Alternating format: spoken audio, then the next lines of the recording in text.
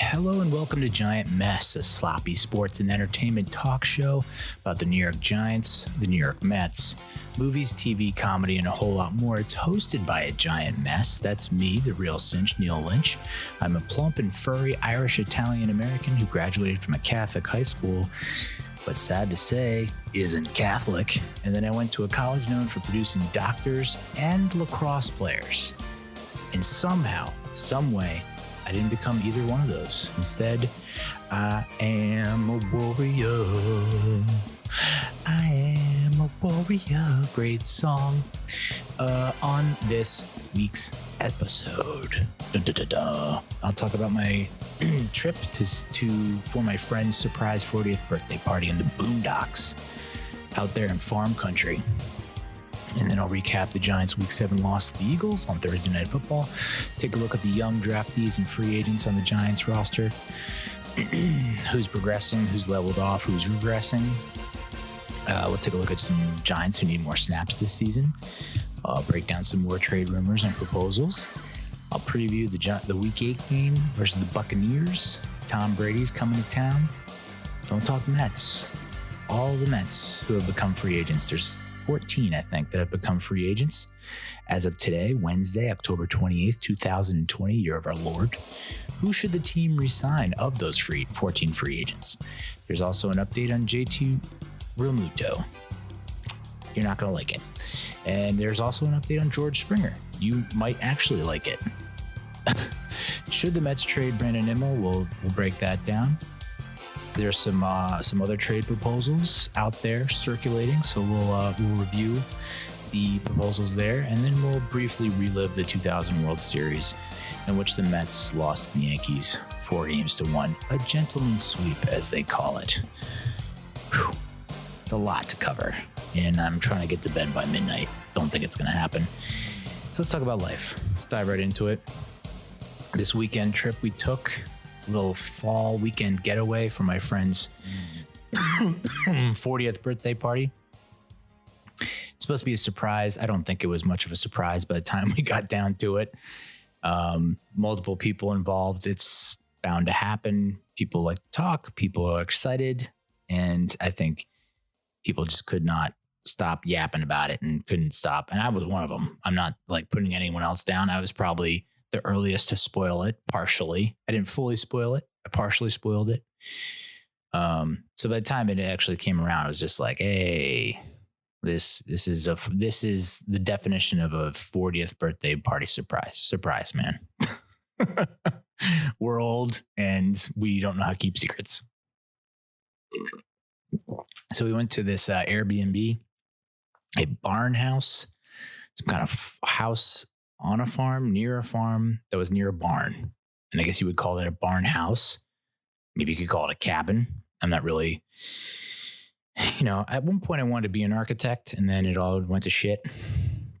I discovered booze, and I wanted to graduate on time with a degree. So I didn't even think about pursuing architecture, but I would assume this is kind of like, it had a fireplace. I know that. Had a fireplace. It seemed pretty old. It had a nest for some reason, even though it was like this rustic old place. It still had a nest. And I'm not talking about like a bird's nest. I mean like the nest, like digital thermometer that can sense your temperature and adjust on the fly. Oh my goodness gracious. I apologize. I'm so sorry. So we did not take off on Friday, which was a mistake. We thought we could leave early on Friday, but my wife's work just refused. She works for a company that works with another company that apparently has employees that don't sleep and don't take off days and don't understand what a weekend is. So they were constantly hounding her to the point, to the brink of tears, just about.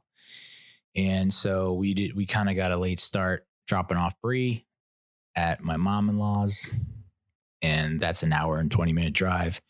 And then there's, from there to where we're going, it was another 3 hours to drive. And so by the time we got to the place, we arrived at like half an hour to midnight. And everyone else had arrived at 4:30 p.m. Eastern. So we needed to do some catching up.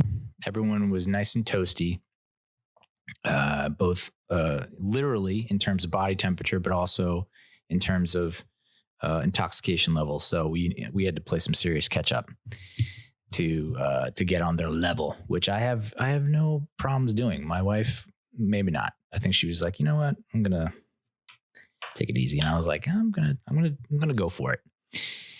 So of course we were in charge of bringing the mixers, and we forgot. So I think anyone who was looking for a respite from neat and on the rocks drinks did not get it. My one friend though is an aspiring mixologist. And this was a guy that, was strictly about housing beers through all of his 20s into his early 30s. Then he goes to Baltimore, and all of a sudden it's like he becomes very interested in like handcrafted cocktails with like all kinds of crazy ass ingredients. Like the penicillin is apparently a drink that you can make. It's not just a great medicine. It's also a great drink. And so like, he's super into that. So he made some like pumpkin puree old fashions, which that sounds delicious. And it was delicious. Did I taste the pumpkin? Not necessarily, but I'm not looking at that point when you're playing catch up. You don't have to get too cute with things. Oh, I don't taste the pumpkin. Well, do you taste the buzz, my friend? That's what we're going for. So, yeah. Had some neat and on the rocks drinks, stayed up to around 1 a.m., which God bless the other people who managed to survive and stick it out for us to get there and enjoy a little bit of time with them, a little hour and a half almost. And ended up sharing a room with another couple, the mixologist, who we also call the Prince, because he is he's got refined tastes. He's not a peasant as our other friend likes to throw that word around, but oh boy, do we sound like assholes or what? So it's me and my wife, and then the mixologist Prince and his girlfriend, who's just, it's a new relationship, a fresh young relationship. And so, I had the threat of night terrors, but that's why I played catch up, because I was like, new area. That's how night terrors usually come about, is like new surroundings, new environment usually gets the brain cooking, like unfamiliar territory, abort, danger, fear, panic. So that's why I had to play a little bit of catch up. And then I added in, as Pat McAfee likes to say, some vitamins towards the end of the night, because why not throw that in the mix? And I ended up not having a night terror, but I ended up talking in my sleep, which I didn't even know. And then my roommate apparently snores. Very fit individual. And when you think of someone who snores, you think of someone who is probably overweight, such as myself. I'm surprised I don't snore more often. Someone who's out of shape, someone who doesn't have their life together, like me. And instead, it's this guy who's like very fashionable, very stylish, very physically fit, very good looking, like all the pluses, all in the plus column, and yet he snores. It's like, how does that work? So God bless his new girlfriend to share a room with two noisy ass dudes.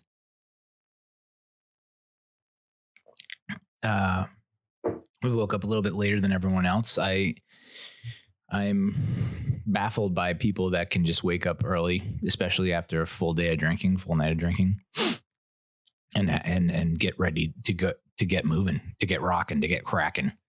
I don't get it. I don't know how your body does that, but we were the last ones to awaken, to arise from slumber, and go downstairs, and everyone's like in their hiking outfits, and they're kind of stretching. I'm thinking to myself, did everyone go for the hike? Because we're supposed to go to a hike. We talked about it the night before. There was a full-on printout. You don't see that very often now. The year 2020 AD, Anno Domini. but there was a printout, and apparently we're sharing this house. So there's 1, 2, 3 bedrooms. 1, 2, 3, 4, 5 beds and 3 bedrooms. So we're sharing a bedroom upstairs with another couple. The other room was supposed to be a married couple, and then 2 girlfriends, not my girlfriends, friends of the wife of the guy. You get it. So with these old houses, they're creaky as fuck. We know that straight up. They just like to make noises. They're old, and I empathize and sympathize with this house, because it's like I'm getting older, and every time I move, something's cracking, popping, or snapping. It's like a fucking dance crew in my body, like a crunk dance crew. So I understand where the house is coming from. I'm right there with you, house. But any kind of movement upstairs, like when we were downstairs partying, softly, quietly, adult partying at 40 years of age, downstairs, upstairs, the people are like going from the bathroom to the bedroom and just closing doors or just walking to their bed. It sounded like, okay, that was a murder. The body has hit the ground. Now someone is moving the body across the floor to some kind of disposal unit, maybe a laundry chute, maybe, a hidden compartment in the floorboards. I don't know, but it just sounded like, okay, there's a fight. Someone's mad. And it was like, nope, we were just doing regular, normal human stuff, non-murderly. And the noises were amplified beyond all belief. So we wake up kind of on the later side, but the last one's come down. There's bacon, egg, and cheese sandwiches going around. We have a couple of those, and we're going for this hike, right? Everyone's dressed. I thought they were already done with the hike. I was like, did we miss the hike? And everyone's laughing like, ha, you idiot. And so I didn't really, but this hike, we had a printout of the hike the night before. We went over it, and it said like, I'm like, whoa, is this going to be like, I didn't bring hiking boots or shoes. Like I just have these sneakers, which are, I guess, boat shoes, but I don't consider them boat shoes because I don't own a boat. I don't really go on boats often, but this is a shoe that I like to wear, like Sperry's. I think you would say they are. They might be Sperry's. They might be knockoff Sperry's. I don't know. Not a brand name guy. And I was like, can I wear these? And they like all kind of laughed. And I'm thinking to myself, I had it in my head that we would be going on like a Los Angeles hike. When every fucking show set in LA has the main character and the side character go on a fucking hike, and it's always like they're just going on just a minimal steady incline, and it's like maybe dirt and gravel, but not like humongous rocks and trees. And it's like you look to your right, and there's like the face of the rock formation or whatever, but then you look to your left, and it's like there's the city of Los Angeles, and it's like there's a great view, and it's more just like a glorified walk up a hill. So I figured I just, I don't need to buy hiking shoes and boots because that's what the deal is. And then that's not the deal. But I didn't panic too much. It wasn't like I have to go out and buy hiking shoes or boots, because we're reading this printout of the hike, and it's like, I'm like starting to get a little panicked and worried, but then we read it and it says dog friendly, kid friendly, all this stuff, like elevation, not bad. I'm like, oh, okay. I don't think I have much to worry about. I'll just go slow, whatever. So we drive. It's a half hour to this trailhead or whatever. There's no parking. We go down, drive all the way down to where the parking lot is for this trailhead. It's full. We circle back, and there's like some spot on the way there, $20 to park, which, I mean, supply and demand, my man. That is like capitalism at its finest. This woman who like apparently lives in a trailer, but has a road to her trailer, just has a bunch of spaces in between the trees that act as a parking lot. It was not like anywhere near resembling an actual parking lot. It was just like, here's some lawn that is big enough for your car. And there was like probably a dozen cars in there, $20 a pop. You might even get multiple, turnover where we spend 2 hours, we leave and someone else comes in. I mean, she's making a killing. She's got to be making minimum $1,500 a month minimum.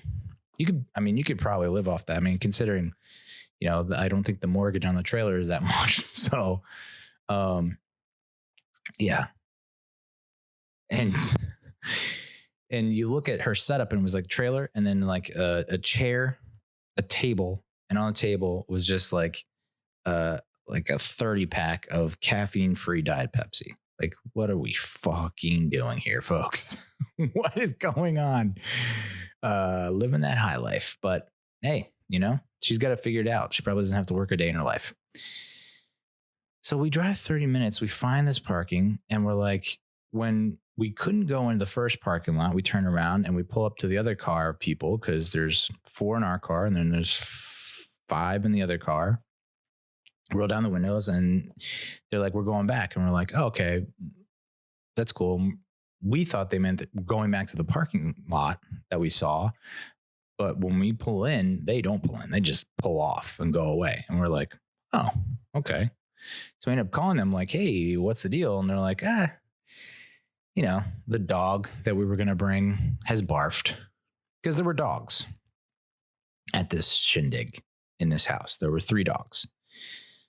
My buddy's dog, who's almost 11, I think. And then the other 2 dogs, which are just like the cutest fucking dogs on the planet Earth. I mean, I've had a lot of dogs in my life. I've seen a lot of dogs, but these dogs probably take the cake. And they almost did take the cake the next night. The actual cake, birthday cake, which is no bueno. But the one dog had like that tongue thing going on where like it just hangs out the side of his mouth or her mouth permanently, just hangs at the side and just kind of like licks that side. I don't even know if she ever got around to the other side, but just like hanging out, just like, and amazing dogs. So that we brought the one dog, but not the 2 smaller dogs. We brought the one dog, and that dog barfed in the car. And then some of the other women in the car were a little too hungover. And they made the executive decision that like, fuck this, we don't need this in our lives, and went back to drink some more. So we decided, hey, we're here. Might as well do it. I've not been on a hike probably ever.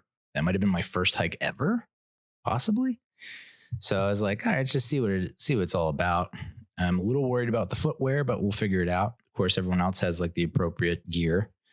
And I look like I just wandered from a tailgate. So we end up walking down, get to the trail, and there's a lot of people, more people than I thought there would be hiking during a pandemic. We brought our masks, of course, wore a mask, which that doesn't help a lot. That doesn't help things when, I can't understand. It makes me more impressed with guys like Didi Gregorius on the Phillies, who you saw this year. When he played, he wore that mask in the field, in the batter's box, at all times on the field. I don't know how I did it, because I was doing this hike and it was like just trying to get as much oxygen as possible. And the mask was like, nope, I got you. I'm just going to smush all that breath, that hot hungover breath right back in your nostrils. And then any type of air you're trying to suck into the big fat lungs of yours, you're not going to get as much as you like. So I'd have to, like, if we were walking and there was no one around, I'd pull the mask down, kind of like chin diaper style on South Park. And then as soon as someone would come back, I'd pull it back up. Kind of like when you see the NFL coaches on the sidelines, when they cut to them and they're playing a call, they're calling it a play. I find it so funny because they're getting fined now. So they'll have their mask down because they'll be yelling at the ref, and then they'll remember, oh shit. And so then they come like this, put it back over their mouth and nose to like call the play. The best are the coaches that have the mask on and still put the play card in front of their face with the mask on when they're calling a play. because I always thought that was because they didn't want the opposing bench to read lips. Like every opposing team has a lip reader. And so that's why I thought that they were doing it to begin with. But I'm starting to think now, if you're wearing a mask and you're still doing it, it's either force of habit. You think like somehow, some way, the opposing bench is going to find out like they have this super duper expert level lip reader who is not just reading your lips because he can't because the mask or she don't want to genderize, assign gender, but they just by the movement of your jaw can somehow decipher what the play call is. Spider Y2 banana. So that was a struggle. So I feel for like the baseball players that were trying to wear masks and like just trying to do stuff, just trying to talk to each other. Like, you know, I went to get my car serviced on Monday, not to get super off topic, but we're already way off topic. So why not just keep going? On Monday, I had to get my car serviced. It's a fucking old car. It stinks. It makes loud noises. I don't know why we bought it. I was just like, let's just get a car. I don't care what it is. And I regret it 1,000%. But I had to get serviced. And so you go in, you have to wear a mask inside the Ford Service Center. And the guy's behind the counter. There's a plexiglass, and then I'm wearing a mask, and then he's wearing a mask. And he's trying to talk to me, and I'm just like, I can't understand a word you're saying. And I'm talking to him. He doesn't understand what I'm saying. And yeah, so it's just madness. Madness. So I don't even know where I was going with that story. I had a mission. I had a goal with that, a mission, and it blew up in my face. Oh boy. So the mixologist Prince's girlfriend is very spiritual, connected with nature, which I am very jealous and envious of. The fact that she is able to speak to nature and feel connected to nature and feel what they're feeling. Supposedly, I mean, I don't doubt it. After watching like, you know, The Umbrella Academy and The Boys and every other superhero movie under the sun, people have powers, and this person's power is the ability to connect to nature. You know, fuck it. You know, what was it? Planet Earth, Captain Planet. Was that it? Captain Planet, Earth, Wind, and Fire. You know, I mean, you know, why not? Frozen 2, Earth, controlling the elements, Earth, Wind, and Fire. New York Giants trio of running backs, Earth, Wind, and Fire. You know, I don't doubt it. I'm jealous because I don't feel connected to anything. The only thing I feel connected to is having that sixth sense in my gut that when the Giants are up 11 with 5 minutes left to play in the fourth, that somehow they're going to lose this game. That's the only sixth sense I have. But she, you know, into tarot cards, astrology, and is a literal tree hugger. You know, you say that hippie is a tree hugger, or you tree hugger, and you always thought like, it's a figure of speech. Like, no one's out there actually hugging trees. No, this woman was hugging trees. And I got to say, me and the wife got into it. We started hugging trees as well. And it doesn't feel half bad. You know, they don't hug back. But you do feel like, you know, you're putting in some good karma points with someone somewhere. You know, some higher level power, some higher power is looking down and being like, all right, not a complete dick. So that was cool. But I got to say, going down these fucking steep declines, was not picturing this at all. I thought, all right, you know, it's a hike. It's a casual hike. We're not like hiking Mount Kilimanjaro, not K2. You know, we don't have like a tent and like reserves and like, you know, pickaxe and all that shit. Like it's a casual hike. And turns out, no, we had to go down this steep decline that is worse than the 300 upper level section of the old Yankee Stadium or the old Giant Stadium. I mean, we're talking steep as fuck. I mean, I remember even as a kid, 6 years old, going to the old Giant Stadium and trying to walk down the steps on the 300 section, 300 level, and getting a little wobbly in the legs. And especially when you in my 20s, when it's like I've been tailgating for fucking 5 hours before the game, and then I managed to double fist 3 or 4 rounds of beers before they cut alcohol sales off at the halftime, beginning of the second half, and coming down those steps, like, thank God there's a rail, right? Because like no rail and you're screwed. Well, there is no rail on this this hike down this steep decline to where the riverbed is, underneath the waterfall.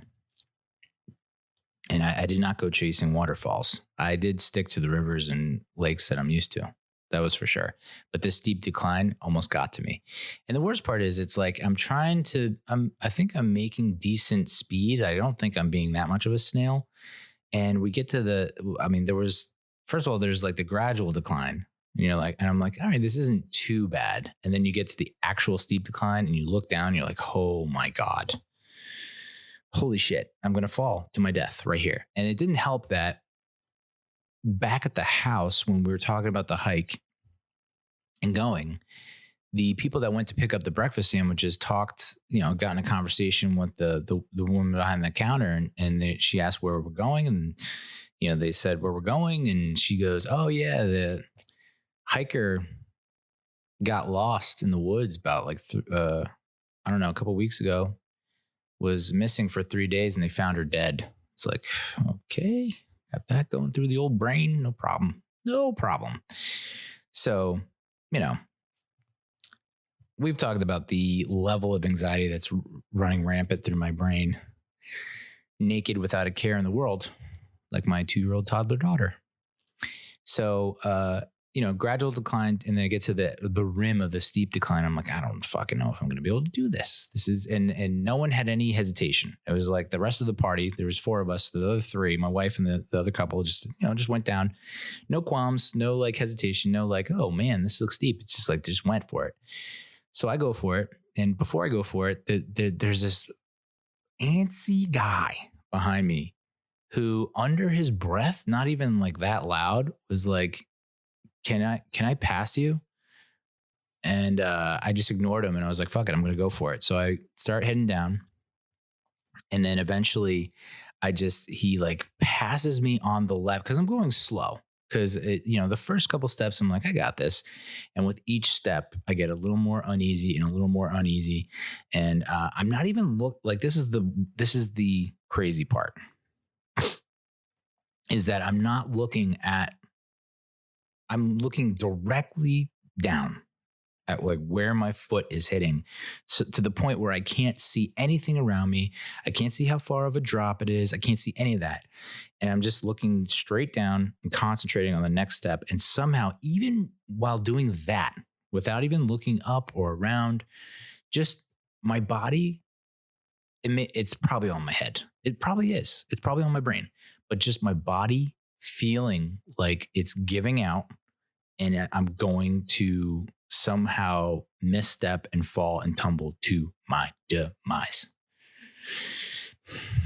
Unavoidable. And eventually I just had to take a pit stop, take a seat on a rock nearby, collect my thoughts. And of course, the asshole who's like pressuring me from behind walks by and is like huffing and scoffing, like, oh, gee, wearing boat shoes. Oh, Sperry. Oh, motherfucker. And his spouse, girlfriend, partner, wife, whatever is right behind me, and she's taking her time, and the guy just looks up and like throws his hands up like, what the? Just pass him. Oh. It's like, guy, what is your profession? It's got to be high strung for the fact that you can't come on a hike and relax on a hike. There's no way you're like, a transcendental meditation specialist or like a yoga teacher with that kind of fucking attitude. You need more than a hike, my man. You need a little ayahuasca, some shrooms, peyote, something to just fucking chillax, bro. So eventually we got down to the bottom, or I got down to the bottom. Everyone else was already there. And it reminded me of and I said this to some people, and I got blank stares. Jurassic Park 3, Lost World, or is Lost World 2? 3 was like, I don't even think like Goldblum and Sam Neill were in it. Maybe not. It was like, what's the dude from Shameless? Oh my God, not William Shatner. William H. Macy, right? Taya Leone, maybe. But there was the one scene where there's the riverbed, and there's all those like the cute little dinosaurs that are kind of like bird sized or chicken sized, but they can still like gang up on you and like peck you to death, which I think they did to more than one guy. But so they're like, they stumble upon this riverbed, and then there's like all these little chicken type dinosaurs, and then all of a sudden they start running away, and that's when like the big ass dinosaurs are running towards them, and they're going through the riverbed and shit like that. It looked exactly like that, but it also looked like the setting from Creep, which is even a much lesser known movie than Jurassic Park 3. If you haven't seen Creep and you're into like Jay Duplass from The League in a somewhat not funny movie, more of a like thriller horror movie, oh man, that'll get your hairs raised. That'll get your spine chilled.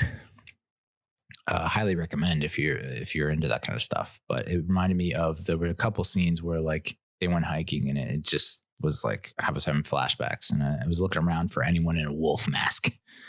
Spoiler. So, but it was good to finally get down there. And I was dreading the walk back up, because I was like, that was some steep ass shit coming on the way down.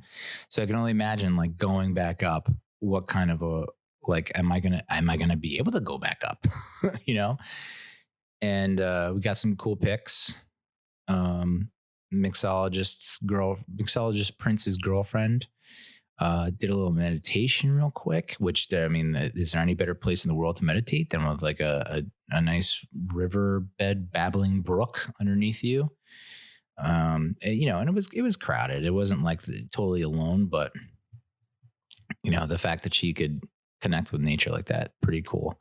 A lot of photographers taking pics, which, I mean, it was great, a lot of photo ops going on. And we went back up, and yeah, it stunk, but it was not as terrifying or fear inducing as the way down. And then they tried to go closer to the waterfall, and it was just like mud city, and I was out, because it's like, you know, maybe I can somehow scooch my way down there with these fucking gripless shoes. But there's no way I'm making it back up. I'd be stuck down there forever. Like that's where I live now. I'd have to be helicoptered out. So I just had to back off that. And then, you know, make our way back up. And then there was like, if you want to go to the top of the waterfall and take pictures, there was a fucking line out the ass. So we like bailed on that. Went through the parking lot. And there was a long, like much longer line of cars waiting to get in the parking lot. And you don't realize how steep some hills are until you walk it. Like when you're in a car, you're like, oh, we're like heading down the hill, or we're heading up the hill, blah, blah, blah. Walking up, not even like I don't even know what degree this was. 10 degrees, 20 degree incline. It was just fucking brutal. And just walking by this long line of cars, and like every third car or fourth car would roll down their window and ask us, how long is the wait? How long is the wait? How long is the wait? And it's like, dude, I have not been keeping track of how many cars are in front of you. And if that should tell you how long a wait is, when I can't put a number on the number of cars in front of you, you're in for a wait. And part of me was like, I just want to give a different answer every time. Like this car, I want to tell them 4 hours and just see like how they're going to try and maneuver out of this bumper to bumper line. And then I want to tell the other one 5 minutes, and then watch, and then 5 minutes later, turn around and see them fucking freaking out in their car down, halfway down the hill. But yeah, the one guy was like, oh, you guys are struggling, huh? And it's like, I want to slash your tires. I'm going to slash your tires, break your windshield, take your mirror off your rear view. Don't do that. you obviously were struggling guy. So, yeah, we went to a very, very small boutique brewery on the way back. It was basically someone's house that they built a bar in, and it had like a tap, which is like the dream, which, my buddy, my old co-host of Tri-State Sports Guys podcast, had a bar in his basement. I was very super gel. I'd love to do that at some point. And, but this was like a full on brewery, I guess. They brew their own beer, very tasty beers, and even tastier, nuts. They had their own, I guess, I don't know if it was their own line of nuts, but it was nuts I've never heard of before. And one was like hot, like a hot aftertaste, spicy, and the other one was like onion, garlic, something. And it was just my buddy, who was super in shape, ate the whole jar of nuts, and then looked at the calorie count. It was like, oh, I just consumed 1,200 calories, completely wiping out that hike. But I mean, whatever. I had half a summer sausage and like half a stick of cheese, and yeah. So, and this is like mere hours before the big old birthday dinner. So, went back to the house. The crew that did not make it with us, that went back. I guess they went and got some more food and then tried to hang out in the backyard, which the backyard was pretty cool. There was like a little bonfire pit type thing. And they were asked to vacate the premises, to vacate the backyard, because there was a wedding going on at the barn. So that got everyone's feathers super ruffled, and there was a lot of loud jokes made that probably have been caught on tape, on camera somewhere for that wedding party's video, that wedding video, just like us yelling about the joys of marriage and the holy union and everything that comes with it. I had a couple stiff cocks before we showered and got dressed. And I got to tell you, the people I were with all dress incredibly well. The one couple and my buddy's wife work at a very prestigious fashion brand. And so they all looked like they came straight out of a fucking catalog. Right off the runway. Just amazing. Like I didn't know. I felt so out of place. They're all wearing like the latest, like coolest trends and styles. Even the mixologist, the couple that we were rooming with, mixologist Prince and his girlfriend. I mean, that were wearing like, it looked like perfectly custom tailored fit outfits, and like people were wearing like hats. But they were like, had like a Western inspired theme hat, but it didn't look ridiculous. It didn't look like Pharrell in that like Arby's hat he was wearing that one time 7 years ago. It didn't look like that. It looked like the hat fit, and it fit with the outfit. It was a fit. The fit was fit. And I wore, a button down with a cardigan, and I looked like Mr. Rogers. A fat, tired, cranky, angry, impatient, very inconsiderate Mr. Rogers. So felt very out of place. But the restaurant we went to was amazing. Had a phenomenal dinner, very highly rated. I had squash tempura, chicken thigh nuggets, even though, I mean, at what point do you consider a nugget not a nugget? I'll ask that question. These were not, I mean, think of nuggets, you think of chicken McNuggets, and what? They're probably like golf ball sized, maybe, smaller than my computer mouse, obviously. These were bigger than my computer mouse. I mean, it just looked like a full on chicken thigh. It's like, where's this nugget business coming from? But then the beans that were served with the big ass chicken thigh, quote unquote, nuggets were the size of nuggets. The biggest beans I've ever seen in my life. Monster beans, dude. Monster. Had to be genetically modified or engineered in a lab somewhere because I've never seen beans this big. Huge ass beans. So my wife got that. And then I got the Wagyu baseball steak. You can't have a menu that has baseball on it and expect me not to order it. A lot of good stuff on that menu, but you throw a baseball steak at me and I'm going to get it. And it's Wagyu too, which is good. And of course, it's nothing crazy. It's just the steak, a Wagyu steak that's like the shape of a baseball, basically. But I mean, talk about marketing 101. You had me at the baseball. And then, as the night wore on, I decided to get a little nuts with it with my drink orders. My buddy, whose birthday it was, is from Massachusetts, the Boston area, and his mother has a thick Boston accent. And so I decided I've never had a Cape Codder or a Tom Collins, but I think it would be funny to order both at the same time in a Boston accent. and I'm sure it threw the waitress for a loop, for sure. The server was just like, so they're both for you? And I was like, yeah. I'll have a Cape Codder and a Tom Collins. And she was like, same time? Both? Same, not both for you? And I was like, yeah, Cape Codder, Tom Collins.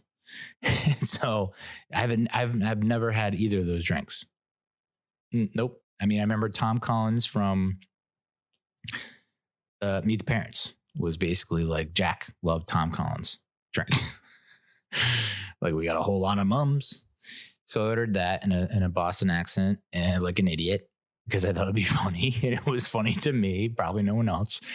And then they came and I drank them and I got asthma because that was like God, like, you think you're funny? You know what's funnier? Asthma.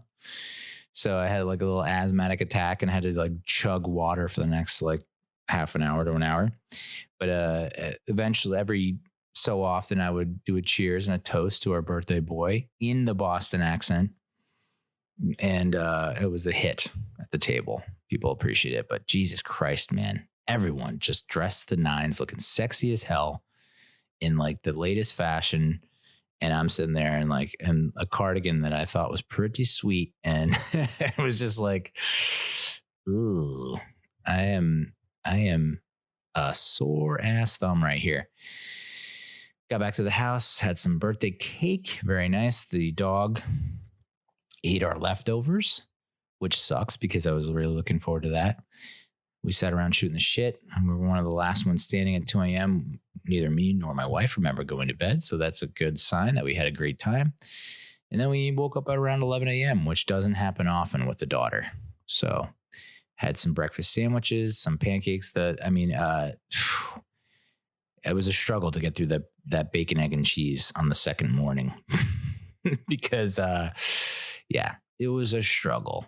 There was one point where I thought like, okay, I think my esophagus is just gonna, it's gonna be like the alien from Alien, where it just pops out of the dude's stomach. I thought that was gonna pop through my upper chest, just because it's just like the heartburn, the agita, everything was just like, oh yeah, bacon again. Okay, enjoy this.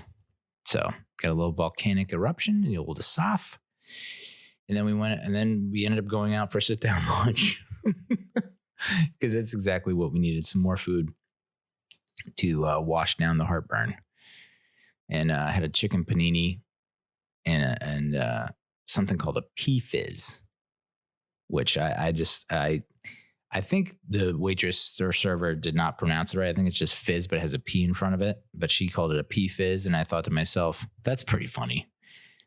Because sometimes when you've had too much, and your body's lacking hydration, you're dehydrated and you pee, and sometimes there's just fizz. And so I was like, yeah, might as well just throw some pea fizz on top of my pea fizz. You know what I'm saying? And that drive back was just, that was brutal. That was tough. It's always tough. I feel like I can't, those Boy, I tell you, when we get teleportation or we get self-driving cars, I'm already pretty bad with the way I party. But if you tell me, hey, like I'm gonna teleport your ass or you're gonna have a car self-drive you, it's like, do I even need to get dressed? Do I even need to wake up? Just throw me in the back. But if you've watched Upload on Amazon Prime, you know that shit can go haywire with the self-driving cars. So that's life. That's life. Let's talk Giants. I really don't want to. I think this was one of the more deflating losses in a long time. But then again, it's the Eagles, and last week I called it. And I remember I don't get many dislikes on my YouTube videos, but I got 2 dislikes on that YouTube video because I said, I don't know why they disliked it, but it's probably because I predicted a loss, and I predicted a very heartbreaking, heart-wrenching, gut-wrenching, back-breaking loss, and it happened. And, I got numb, towards the end, I just got numb. And I thought about maybe I'll just delete. Maybe I'll stop doing the show. Maybe I'll just delete all my social media. Maybe I'll just really stop watching TV. And maybe I'll just quit my job. And maybe I'll just go into the forest and try and live off the land, Bear Grylls style, naked and afraid. Just really get back to the basics, But yeah, I said it would be close. It would be low scoring-ish. And then it would come down to the Eagles scoring a game-winning field goal or touchdown. And bingo, brother. Nailed it right in the head. So, yeah, it's another, we rattled out the statistics last week, but it's something like there was 11 of the 20 losses over this horrendous slump that we're in against the Eagles have been by one score or less. And this was a very winnable game, up 11 points, less than 5 minutes to play. And for a split moment when Shep caught the touchdown to go up 21-0 or 21-10, I thought, holy shit, are we going to actually win this game? And are we going to be in the driver's seat? And are we going to win this goddamn division? Are we going to go to the playoffs and make history? And by the time we got back from commercial and the next kickoff took place, I was like, I don't feel good about this. I have no right to feel this good. And when Philly did score to make it, they scored, but they went for 2 and didn't get it. But when they scored, it was 21-16 and they didn't get the 2-point conversion on a stupid play call, which, even the Eagles have said that they basically handed a win to us. And we just said, no, thank you. I'm full. That one win we had was just so satisfying. So even then, 21-16, I was like, no, we're going to lose this game. We're going to lose it. And then once we went 3 and out on the drive and we gave them time on the clock, I was like, yep, this is definitely happening. Even though they don't need to kick a field goal, they need to score a touchdown. This is for sure happening because we stink on opening drives. We stink on the last drive of the half, which I mean, spot the lie. And we stink on the last drive of the game. Literally the beginning of the game, the end of the first half, the end of the game. Those are the 3 drives where we always fucking stink. And it happened again. Touchdown the first drive. Should have been a field goal from this Elliott motherfucker who decides really you're gonna crush a 63-yarder to win the game against us a couple years ago, and then you're gonna miss a 27-yarder. What is your problem, dude? It makes me feel that much worse about the 63-yarder. It really does. It's like, oh, this guy can't even hit a fucking 27-yarder, and yet he decides that he's gonna split the uprights on a 60+ yarder. Screw you, Jake Elliott. The Eagles are now 6-0 under Doug Peterson on Thursday nights. 3 of those 6 wins have been against the Giants, of course. Giants are 1-4 in games decided in the final minute, including 2 losses on the last play. Yeah. That's 4. We're looking at 4 more wins. We could be 5-1 right now. We could be heroes. But just, or 5-2. Sorry. We could be 5-2 right now. If we had a clutch offense, if we had a clutch defense, and we don't. And it's a combination of talent and scheming. It's just a combination of anything. And I hate to say this because I know everyone else under the fresh blue skies is saying this, but bad teams find a way to lose. Good teams find a way to win. You know, we somehow find a way to win against Washington on the final play.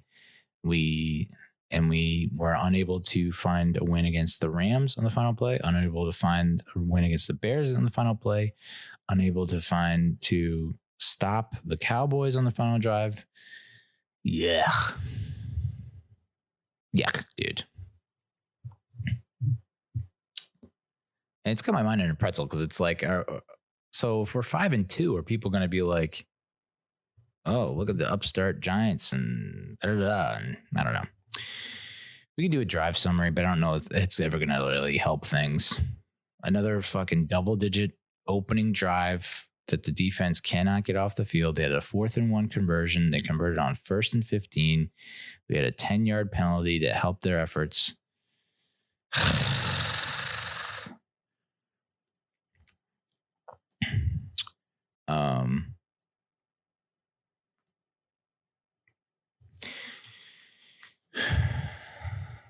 Giants, Jones passes short left to Ingram to the New York 48 for 2 yards. We had a penalty on Caden Smith for offensive pass interference that knocked us back 10 yards. No play. Philly had a 3-and-out. Peppers had the great sack, and then he had the great return that put us in excellent field condition. So it's like, even though, you know, our first offensive drive didn't turn out like we had hoped, we did get a good punt from Riley Dixon.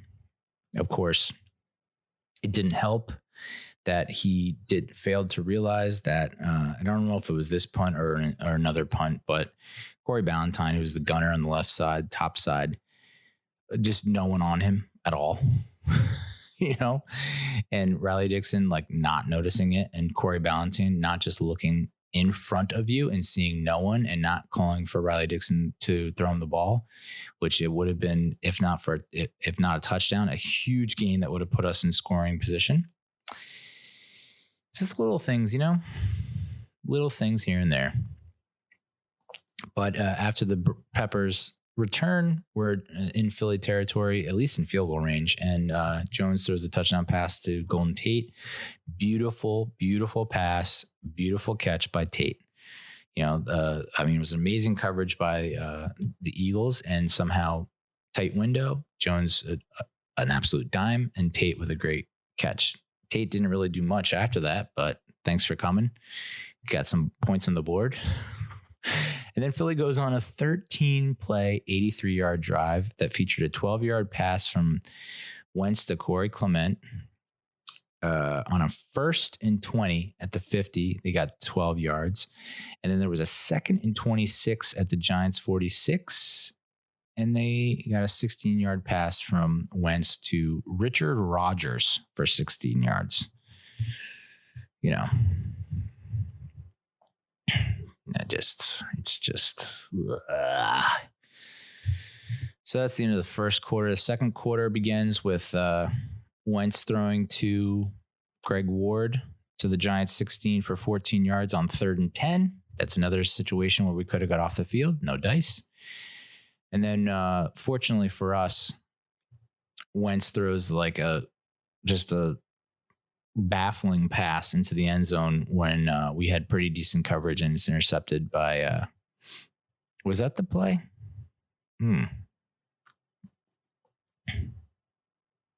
Yeah, that might have been it. Yeah, we got James Bradbury with the interception in the end zone, so we get the ball back. We're on a drive, and then it's a 3rd and 7 from the Philly 47. It's an opportunity to either get closer to the first down marker so we can go for it on fourth down or at least get within field goal range. We're in Philly territory, and instead Jones throws a heater, absolute fastball, two-seamer to Evan Engram, who gets a hand on it but can't pull it in. And then while our receivers can't catch the ball, we've now had multiple defensive backs dive and make unbelievable interceptions. So maybe we should think about signing them to the squad as receivers. Philly then goes on a 10-play drive. I mean, there's a theme here. 11-play drive, 13-play drive, 14-yard drive, 10-play drive.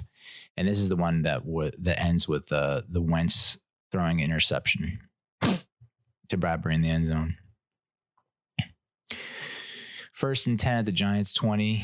Jones has a pass to Shepard for 29 yards.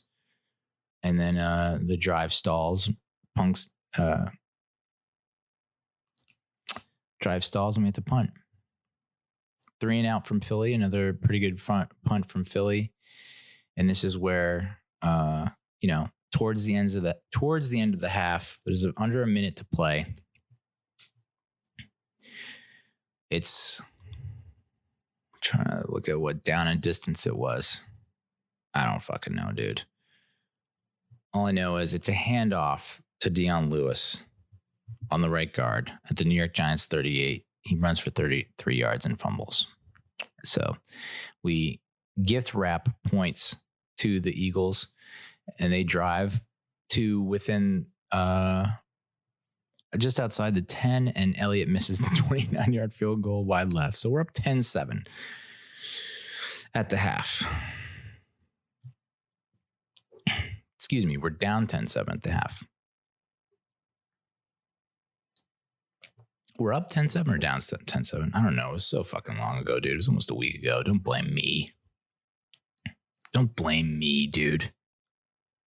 I think it's 10-7 Philly. So, second half starts. So the Giants are now 4-34 when trailing at halftime since 2017, the most such losses in that span. Second half begins.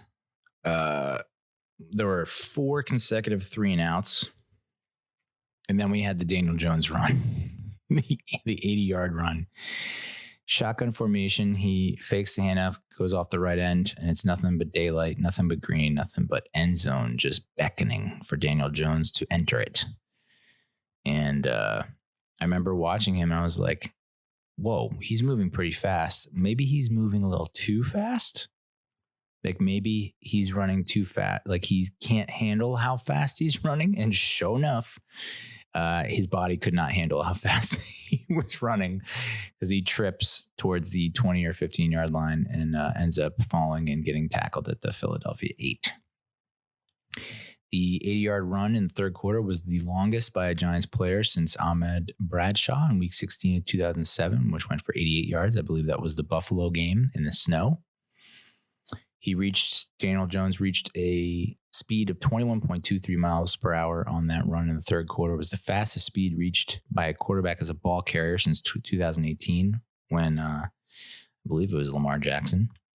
Pat Mahomes made a joke on Twitter. He's like, I don't think I would be able to run that far for that fast for that far either. So, I think that 21.23 miles per hour is the 15th fastest time as a ball carrier as logged this year. For comparison, Tyreek Hill's fastest time this year is 21.29. Dude can move. And, people didn't really pick up on that when we drafted him, that he's an athlete who's fast as hell. He just does not have he's still kind of a dork. He's still kind of awkward and still not as smooth as I think a lot of people would like him to be. But I was when that happened, when he went down, it was just like that. In the joke on Twitter was like the 2020 in a nutshell, and it's like, yeah, this is also the 2020 Giants. This is just the Giants in general for the past I don't know how many years. Like something good has happened. It's a break for us. We're getting on the right side of things, and it's just immediately ruined. Can't enjoy it. Luckily for us, we scored the touchdown. We got Wayne Gallman up the middle for a 1-yard touchdown. We did lose about 2 minutes and 3 seconds, which at the time didn't really come to become a factor. But as you'll see, if Jones had run that in for the touchdown and we saved the 2 minutes and 3 seconds, do we have an additional 2 minutes to play with towards the end of the game where we can possibly kick a field goal or maybe make a stop and kick a field goal? You be the judge. So there's 2 3-and-outs after the Giants touchdown. Philly ends up with a 40-yard pass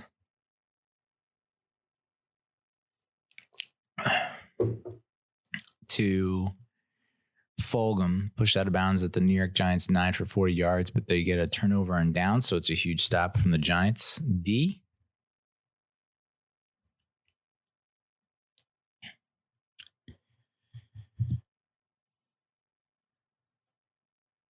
This recap is just off the rails. Just off the rails. I don't know. I think we stop them on 4th and goal at the 3, right? And then we went on a 15-play, 75-yard drive, aided by a 22-yard penalty, DPI against on Golden Tate. So it was 3rd and 3 at the Giants 34. Jones goes to the right to Tate, pass interference, 22 yards. We have a 3rd and 9 at the Philly 12.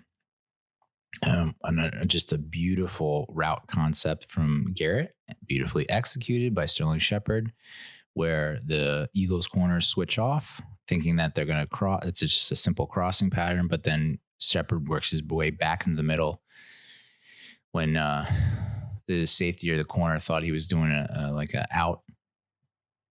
Jones hits him in stride. And so now we're up 21-10.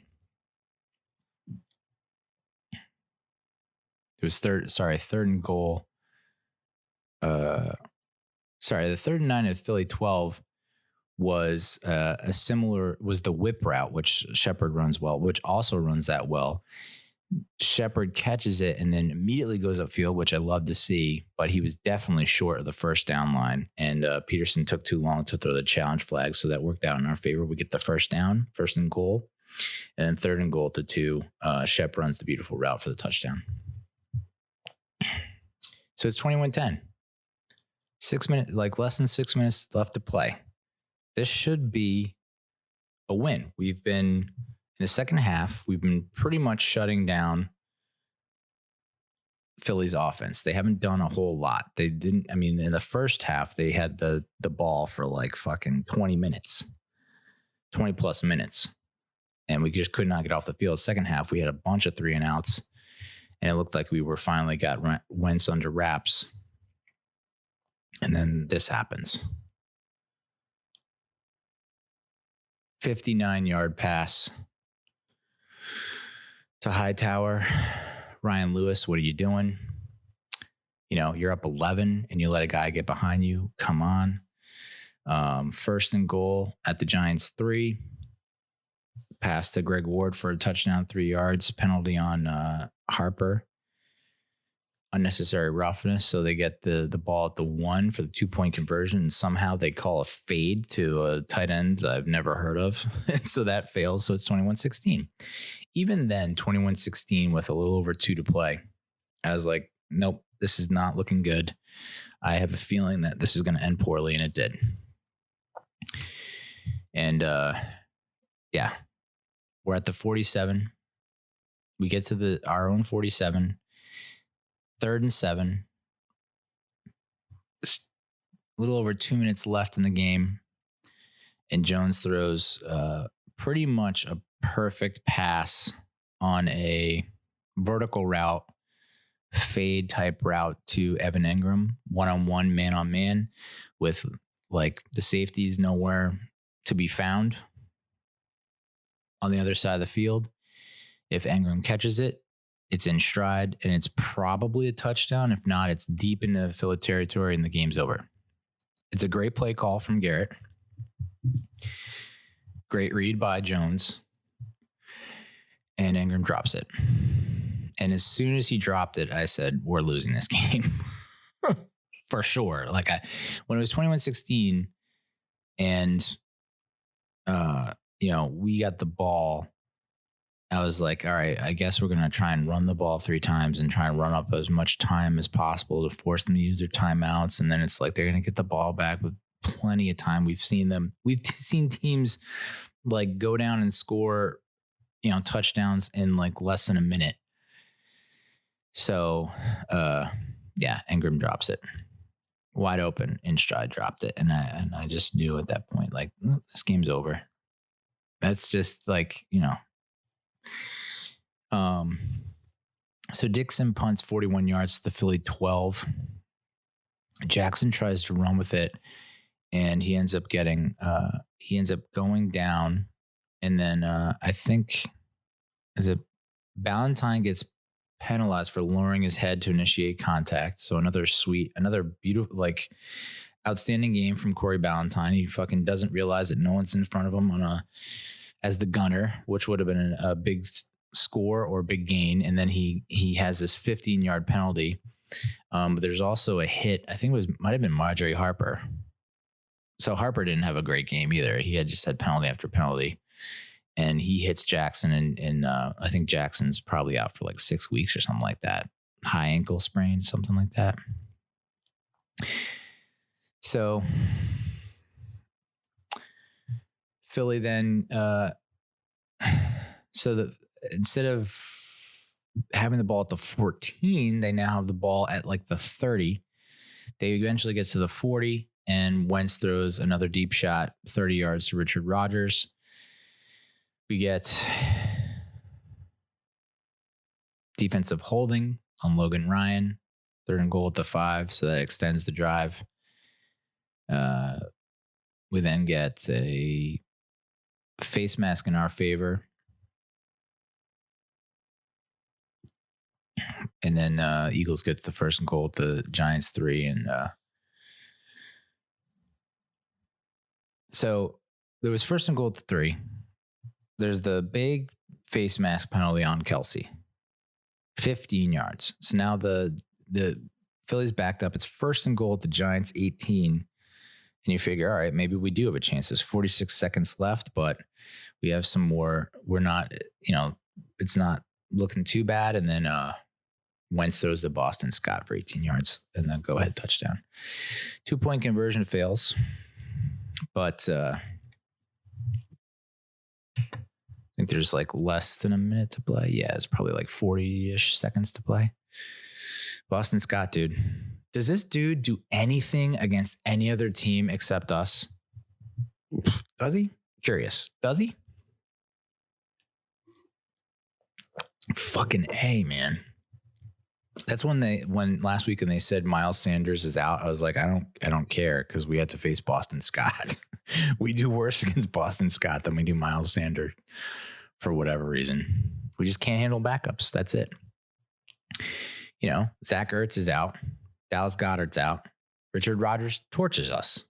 Like, what the it's not even backups anymore. It's like 3rd stringers are just tearing us apart. So I don't know. I don't know what to do anymore. We had the ball with 40 seconds, 1st and 10 at the Giants 25. We get a pass to Ingram, who's run out of bounds at the Giants 32 for 7 yards. And there's a holding call on Hernandez. Great.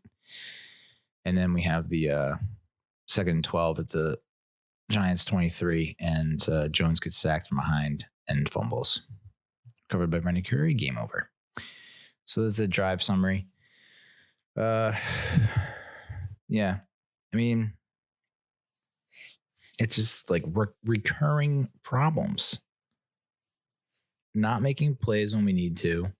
Not getting off the field when we need to. Not converting 3rd downs when we need to. We got outgained by 120 yards. Wentz had 346 passing yards to our 165, which is just like preposterous. We did have 160 rushing yards. Of course, 80 of that came on Jones' run. Average yards per play were about even. We allowed 3 sacks. They allowed 3 sacks. The Giants defense now has 2 or more sacks in each of their first 7 games of the season for the first time since 2011, which I pointed out in one of my videos that I put out there a couple of weeks ago about Marcus Golden, like saying that even though Marcus Golden has disappeared, is not getting as many snaps, like our sacks are up. And this dude just like put me in a fucking box and was like, how can you so openly embarrass yourself? Our pressure rate is lower than it was last year. And it's like, okay, dude, I've done a lot more embarrassing things than that. Trust me. Third down efficiency was even at 30%. So it's like, we definitely stepped it up in the second half. I know the first half it was just like every single drive just kept on getting extended. Second half, we did get a lot more 3 and outs, and then we're getting off the field. Jones was 6 of 9 for 46 yards and with a touchdown interception on third down. So he had a carry for 10 yards, and he had 2 drops and 2 defensive pass interferences that extended drives. So I think we were 5 of 12 on third down. You know, there was one third down, I think early, where might have been the first drive. It was like a 2-person route, which is just, it's crazy that there are these 2-person routes with max protection. He still has to escape the rush and run. But yet that's what happened. And he's running to his right. Maybe it wasn't a 2-person route. Maybe there was 3 in the route. But like Golden Tate is wide open over the middle. And I guess he doesn't see him or doesn't feel comfortable throwing it and decides to run for it and comes up short. You know, he's going to have times where he doesn't see people, or he's going to have times where he doesn't feel confident. You know, he doesn't want to turn the ball over in his own end of the field. Time of possession, this is what's crazy, is that Philly ended up with 32 minutes winning the time of possession. So we only were, there was like maybe a 5-minute difference, but they like I said, had the ball for 20 minutes in the fucking first half. So, and we had 9 penalties to Philly's 7.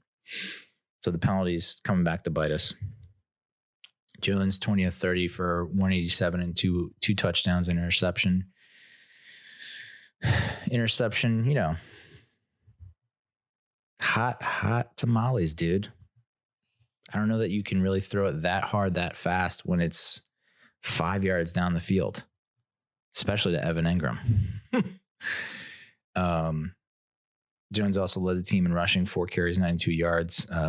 It's the most rushing yards in a game by a Giants quarterback since at least 1950. You know, there was a New York Post article about how the Jets and Giants are in a forever, eternal spiral of agony. And I forget who it was. It might have been Paul Schwartz, who's, you know, whatever, but blaming Darnold and Jones for being the primary reasons why the Jets and the Giants stink. And it's like, this is exceptional trolling on your part. Okay. Big J journalist. Like, are you kidding me? Darnold, maybe. But look at dude, look at the Jets, man. Forget about the Giants. Just look at the Jets. Sure. Darnold probably does not look as good or has not made as many plays as Daniel Jones, but like, dude, you know, who has he got to play with? And who's calling the plays? Everyone wants out of the Jets organization, and it's because of the owner, and it's because of Adam Gase. Meanwhile, the Giants players want to play for Joe Judge. You can see they put up a fight. They're giving their all, and Jones is keeping them in games and making plays. Sure, he makes some negative plays that probably cost us games, but he's also keeping us in games with some exceptional plays. I mean, the fact that he is now a weapon. Like, people have to respect him as a runner. If defenses are not doing that, they're going to get burned. He provides another element. that no other Giants quarterback that I can remember in recent memory, other than maybe Jeff Hostetler. Wayne Gallman, 10 carries for 34 yards and the touchdown. Devontae Freeman got hurt. He has an ankle injury. I think he's questionable for the Bucs game on Monday. And then Evan Ingram, 2 carries for 3 yards. We're still trying to, you got to give it. I think you have to give Garrett a little credit. I can't believe I just said that out loud, but you have to give him some credit for just trying anything and everything to get him the ball in his hands.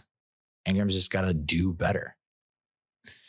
Shep had 6 catches, 59 yards, and a touchdown and 8 targets. Welcome back, Sterling Shepard. Good to have you. I didn't know how he would bounce back from the foot injury, the turf toe, but he looked great. And he was running plenty of these whips and hard cutting routes that were just on a dime and perfect. And so it's great to have him back. And it's hey, Golden Tate, dude, 2 targets, 1 catch, 39 yards and a touchdown.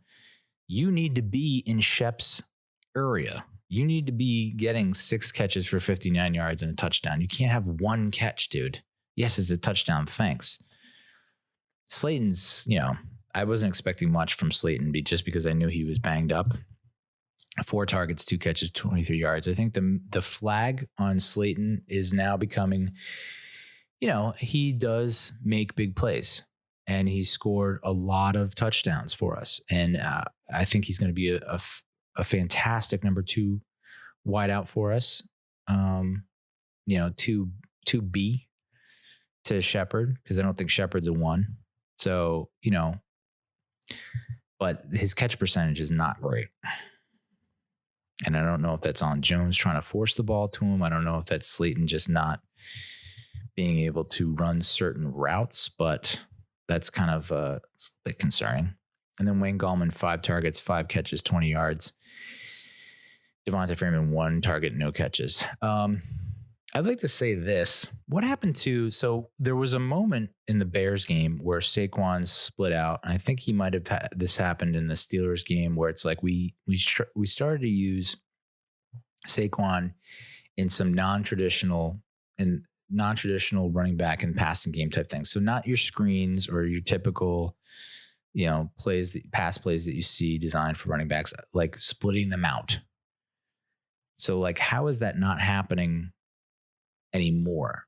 Wayne Gallman, I don't want to see a screen that goes nowhere anymore. I don't want to see that shit. I don't want to see a drop, a little drop off, dink and doink, run 5 yards and stop and then get pummeled by, 2 linebackers at the same time.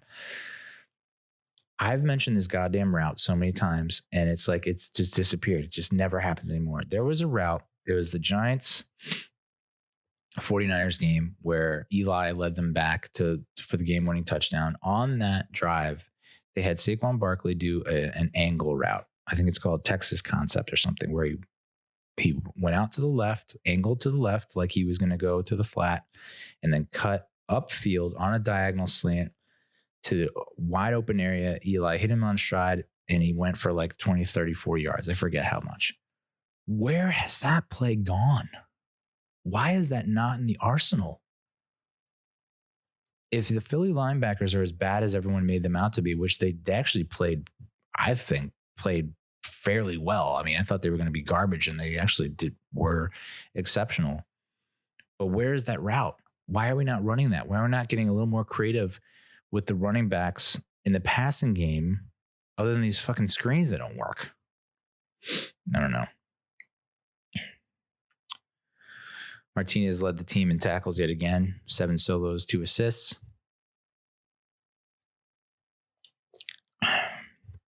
Bradbury had the 5 solos and the interception. Devontae Downs is the worst, but what can you do? David Mayo is just not there yet. I don't know the percentage of snaps, but it looked like Devontae Downs, at least in the first half, was getting the majority of the snaps, and he was getting bitched out and reamed out by Jabril Peppers. Peppers had himself a game, 4 solos, 2 assists, 1 sack, 1 tackle for loss. Marcus Golden had a sack. His last, spoiler alert, his last sack as a New York Football Giant. I don't know. Maybe he'll come back at some point, but as of right now, it's his last sack we'll see. And then Dexter Lawrence also got a sack. But yeah, I think David Mayo is probably not 100%. And if so, he's probably going to be used in more run situations. But Devontae Downs stinks in coverage. So you can see how much we miss Tate Crowder in coverage. They try to throw Nate Ebner out there in like 3 safety sets where he's like an extra linebacker, and he just no. You stick to special teams, Nate. This is from Vincent Rapasardi via PFF, Pro Football Focus. Leonard Williams, Dalvin Tomlinson, Dexter Lawrence combined for 13 QB pressures versus the Eagles, which is, I would hope they would get that many QB pressures considering like Lane Johnson was in and out. The only real starter they had for most of the game, for all the game, was the Kelsey at center. I mean, the right guard looked like Billy Bob from Varsity Blues. So I would hope they would get 13 QB pressures, and it's kind of sad that we only got 3 sacks, and that Jabril Peppers had one of those sacks. You know what I mean? Like, how are we not just destroying that offensive line and getting like 5, 6, 7 sacks? I don't know. Part of it's Carson Wentz too. Like, as much as I like to shit on him, he does find a way to escape. He's a goddamn magician sometimes. So,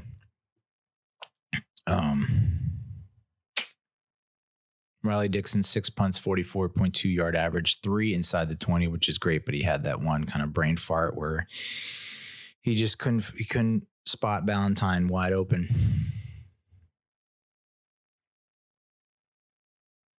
Boston Scott, 12 carries, 46 yards. So it's not like he like crushed us so much in the run game, but 5 targets, 3 catches, 46 yards in the touchdown. 5 of Boston Scott's 6 career touchdowns have come against the Giants. God damn it, dude. The way this game started, I thought Deshaun Jackson was going to be the one that killed us. He had that one run on the opening drive for 12 yards. And then he had like that big target down the sideline for a big gain. And then he kind of just disappeared. Instead, Richard Rodgers and Travis Fulgham are the ones that crushed us and killed us. Oh my God, dude. And Greg Ward. Yeah. Nate Gary with a sack. Brandon Graham with a sack. Fletcher Cox, 2 tackles for loss. Derek Barnett with the sack and the forced fumble. Eagles have allowed 20 plus points in each of their first 7 games of the season for the first time since 1959. So defense is not what it used to be, but still, I don't know, tenacious and ferocious and clutch. They're there when it counts. When the Giants had the ball and the opportunity to go down and kick a field goal to win the game, they rose up and they stopped that shit. So God damn, man.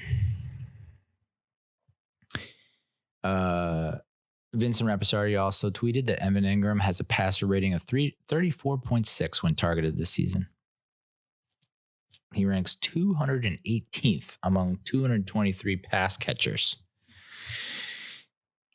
He also has 21 career drops, which is the most by attendance since 2017.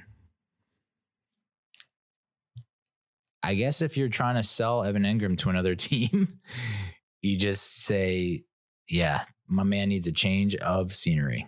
He cannot handle the spotlight in New York. So maybe he'd be better suited in, I don't know, dude. Kansas City? No. Indianapolis, I think, is the one team that could use him. Dalvin Tomlinson ranks 10th among defensive tackles in run stop win rate. So, you know, we're good against the run, but then when the team has to pass, we either can't get pressure or our secondary just completely whiffs.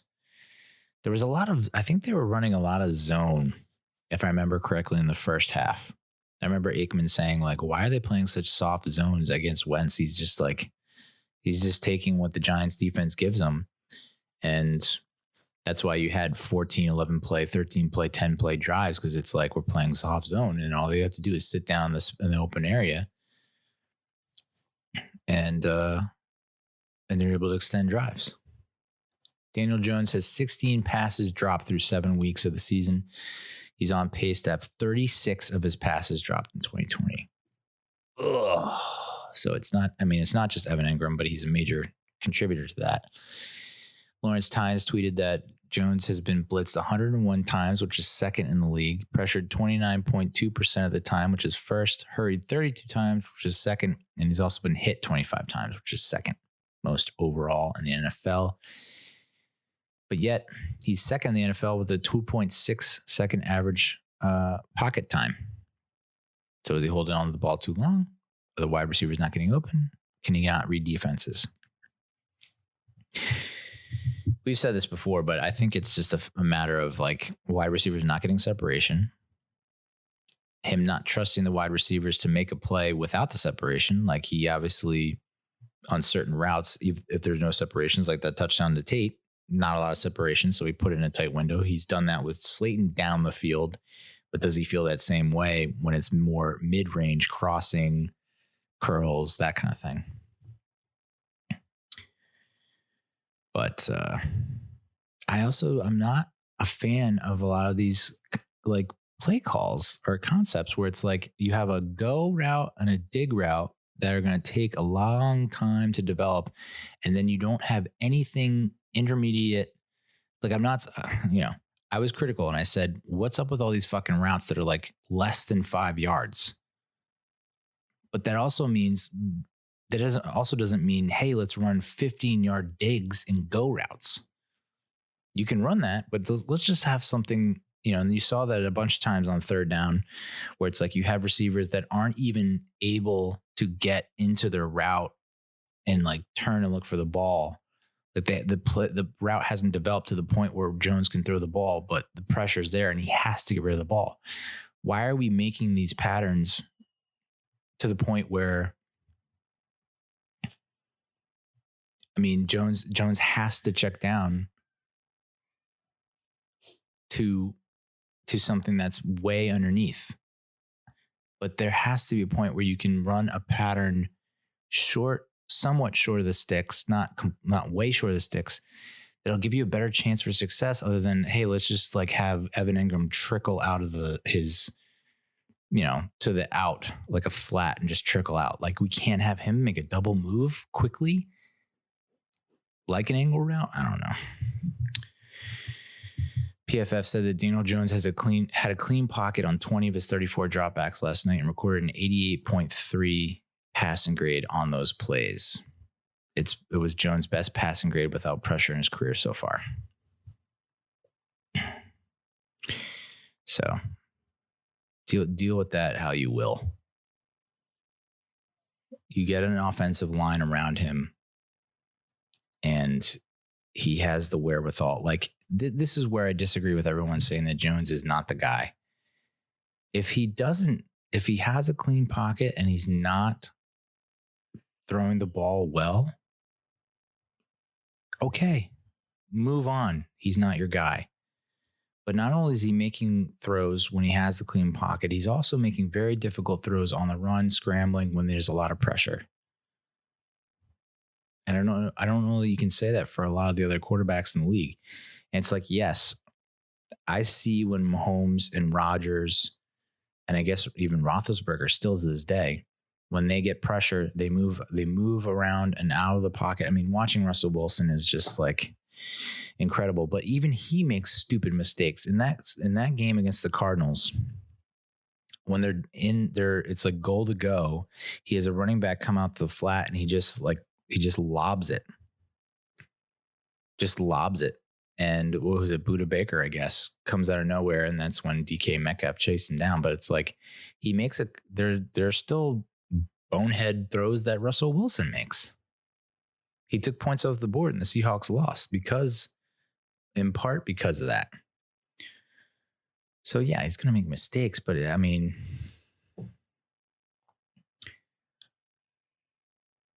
I think there just needs to be some better design plays. All right. Where was I?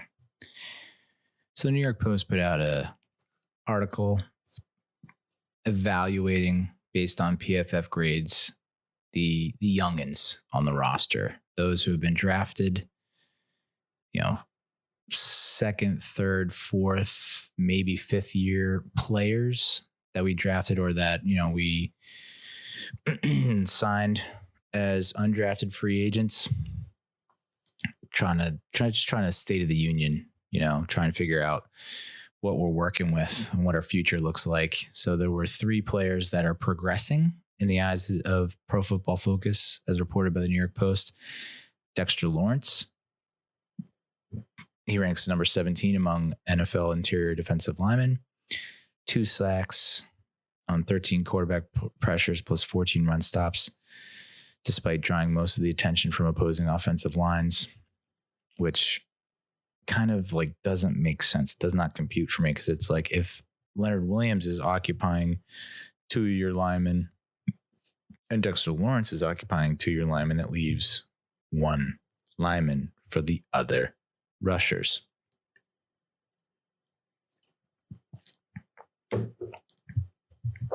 Wide receiver Darius Slayton.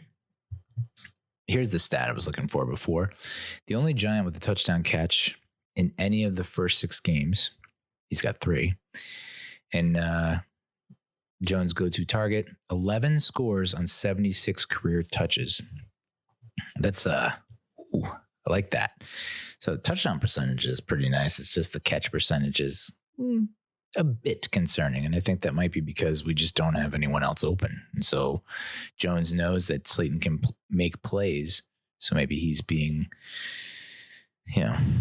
leaning on Slayton a little too much. But you can see with Shepard back in the mix, that's not necessarily the case. It's just when Tate is your only other option. It's like, yay. And then defensive tackle Dalvin Tomlinson. Number 12 ranked interior defensive lineman with 18 run stops and 1 sack. So big decision to make after this year. If they don't trade Tomlinson or trade Williams, what do you do? Williams is slightly better. Will Tomlinson command as much money as Williams? Can you keep both? Probably not.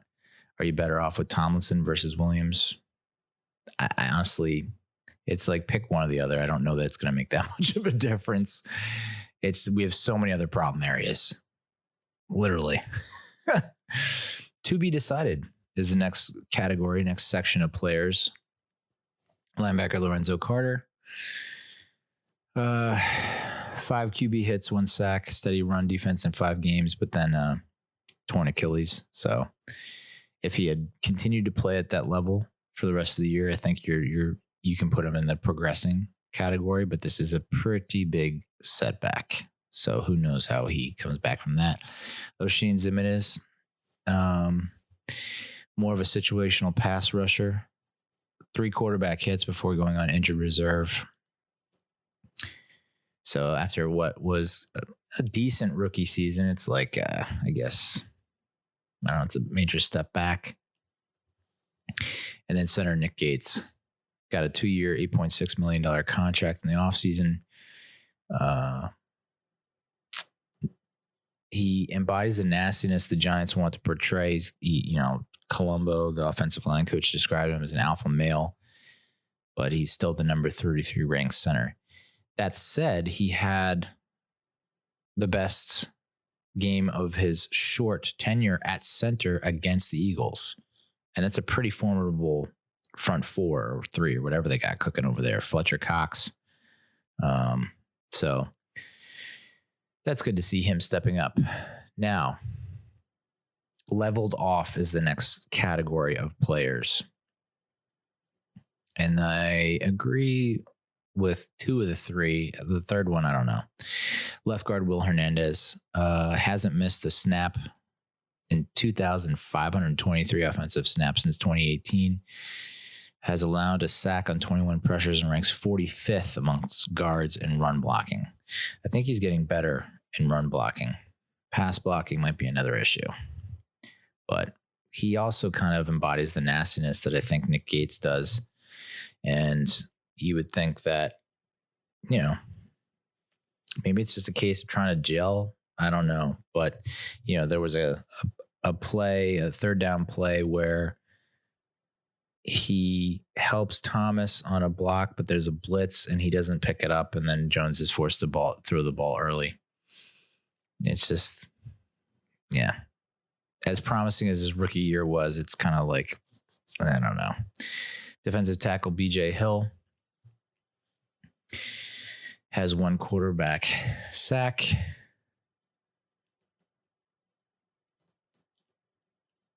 How can the Giants be confident losing one of Tomlinson or Leonard Williams in free agency with BJ Hill and what he's done? I guess that's why else go after Leonard Williams last year and trade for him if you don't have more confidence in BJ Hill? We're kind of back to square one. So, and then the last of the three that have leveled off, Jabril Peppers. The expectation of a coverage upgrade over Landon Collins hasn't panned out. He's the number 60 ranked safety at his best playing in the box and has allowed 14 catches on 18 targets. Woof, including that the game winner to Boston Scott, which was not that bad coverage. Great throw by Wentz. But yeah, that was like the whole appeal to him was that he wasn't Landon Collins. And how many times have we seen Landon Collins get burnt on that kind of wheel route or whatever from a running back?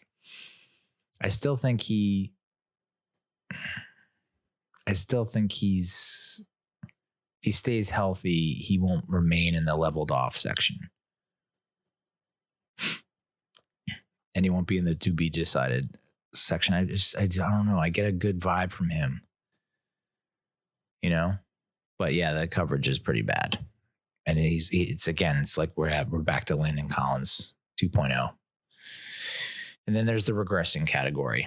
There are 1, 2, 3, 4, 5 players, young players in this category on this young team with an average age of like 25. The first of which is a guy that we've talked about a lot, Evan Ingram. He's finally healthy, but they're not running the right schemes. And then when they call for the right play design for him to get the ball in his hands on the move in open space, he drops it. It was his fourth drop against 26 catches for 223 yards, and he's not able to block. So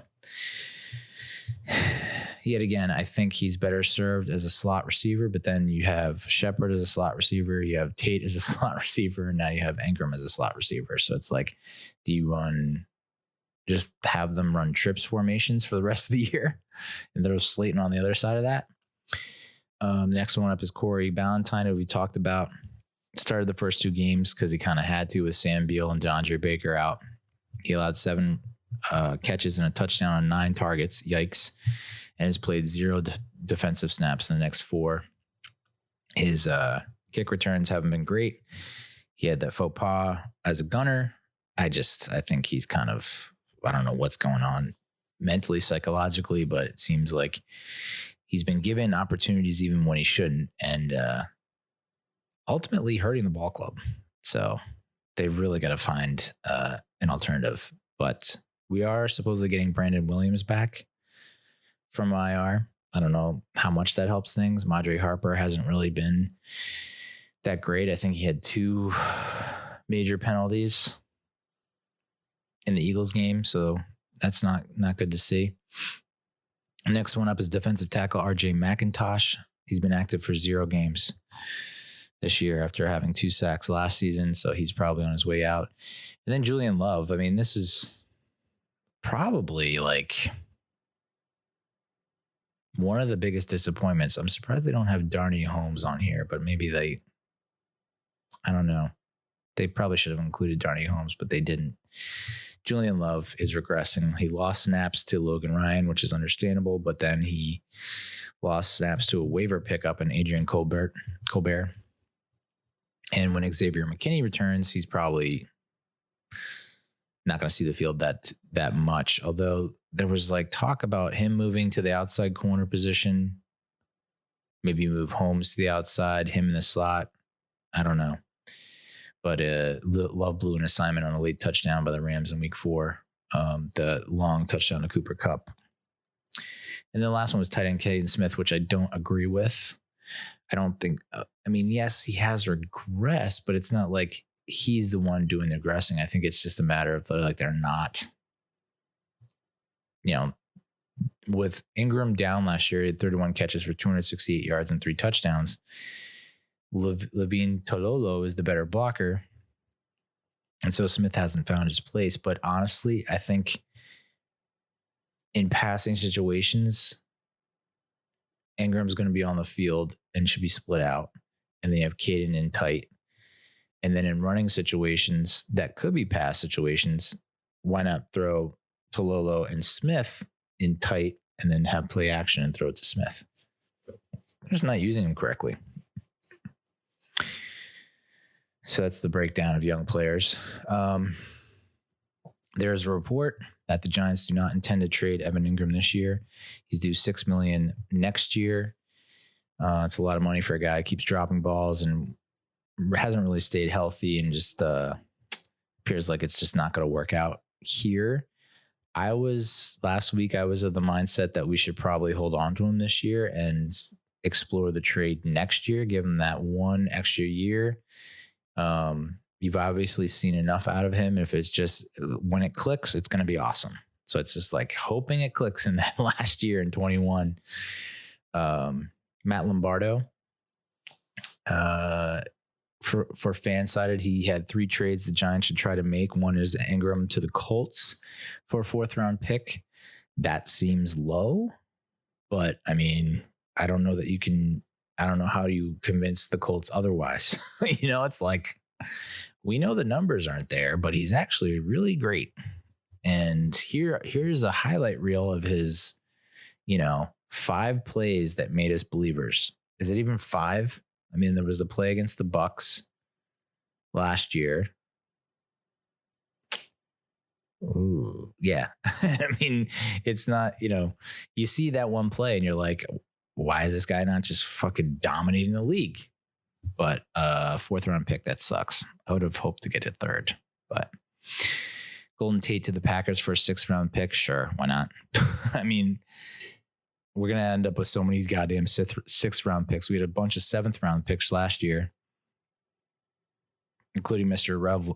Irrelevant, who ended up being like our starting inside linebacker.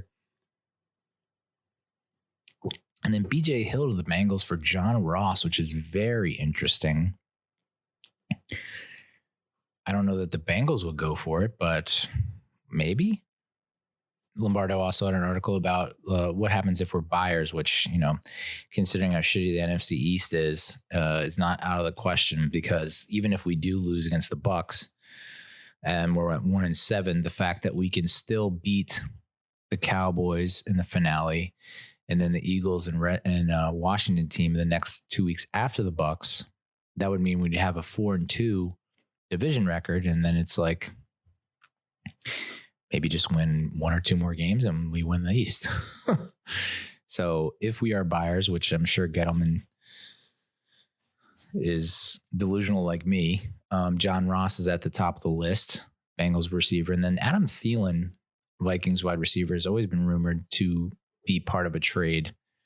And I can understand how he might want to be out. He had the comments, I guess, last season about, Kirk Cousins. So would be nice. I don't see it happening. And then Marvin Jones, maybe. AJ Green, I feel like he's just judging. I haven't seen any of the games, but I haven't seen him connect that much with Joe Burrow. So I think he's maybe past his prime in Dunzo, but is he better than Tate? Who knows? And then Jags receiver Chris Conley, who I don't know anything about, but the Jags are kind of in tank mode. And we already got CJ board from them, so why not? Maybe you can recruit Conley. But yeah, it seems like Tate's not the answer. Shep's back. Slayton's a little banged up. Ingram's not your guy, so you do need that third threat, I think, to make it work. You look at like I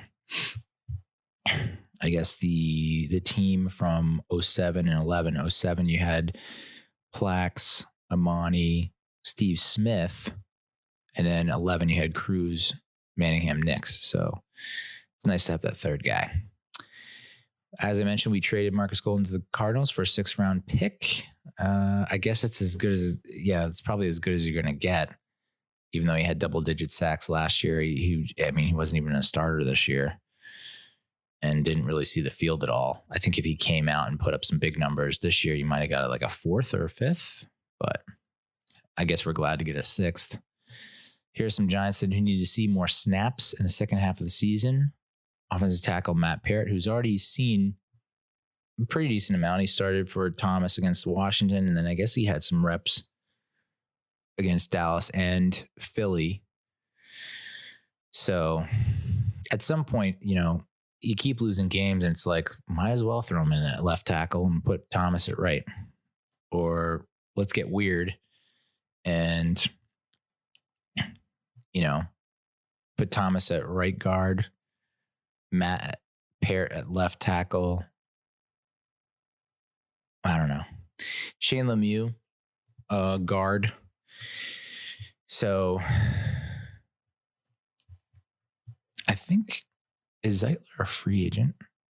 When is Zeitler a free agent? I think I just talked about this last week, but I think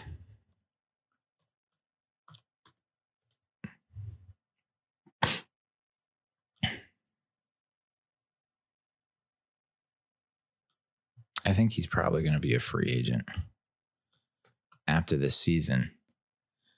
And if that's the case, maybe it's best to move him and then just slot in Shane Lemieux. All right, here's the freaking breakdown, dude. So no, we got him for one more year. He's a free agent in 2022.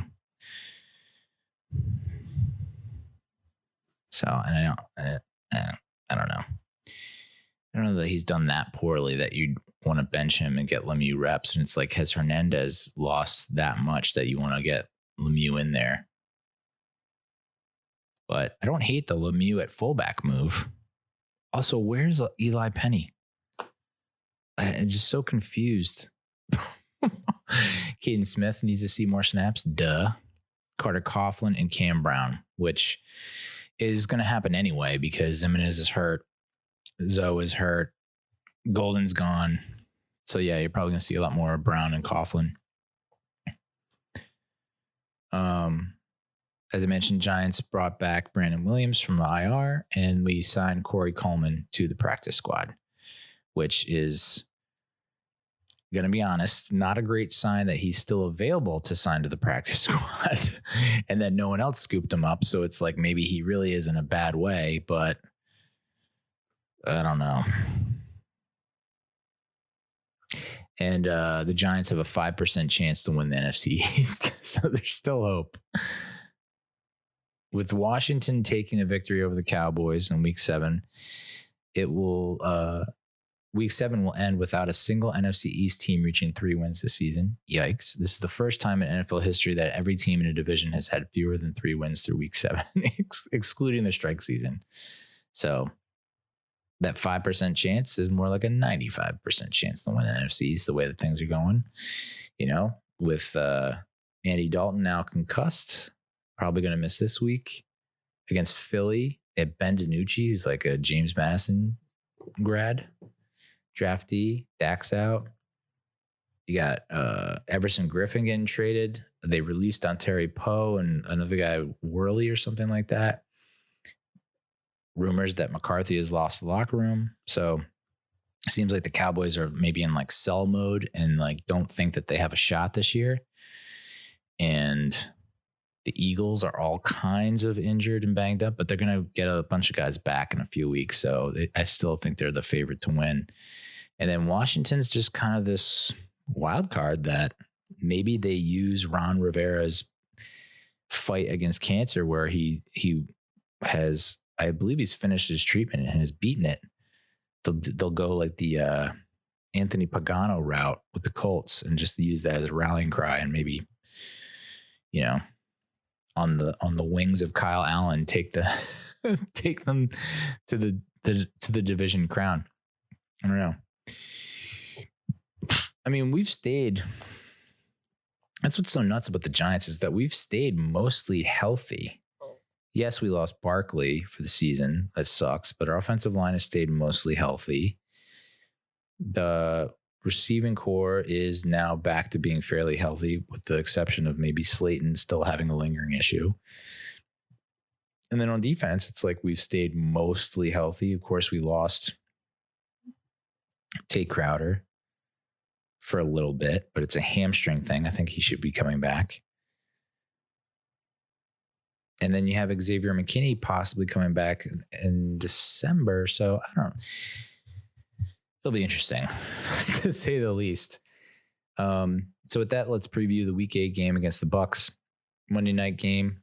It's going to be at MetLife. Giants lead the all-time series 16-7. The last 5 matchups have been a doozy, or at least 4 of the 5 have been. Of course, the last game was in September of last year when I was at the bachelor party in the Florida area, and I lost my shit at the Tiki Bar when Tampa missed the field goal and gave the Giants their first win. It was Danny Dimes' first start, and we won 32-31, and I thought it was the beginning of something special, and I still think it is. The previous game was in November 2018. We won by 3. We went up huge on Tampa. I think Fitzpatrick was the quarterback. They removed him and put in Jameis Winston, and he leads them on a ridiculous comeback that gave me the palpitations.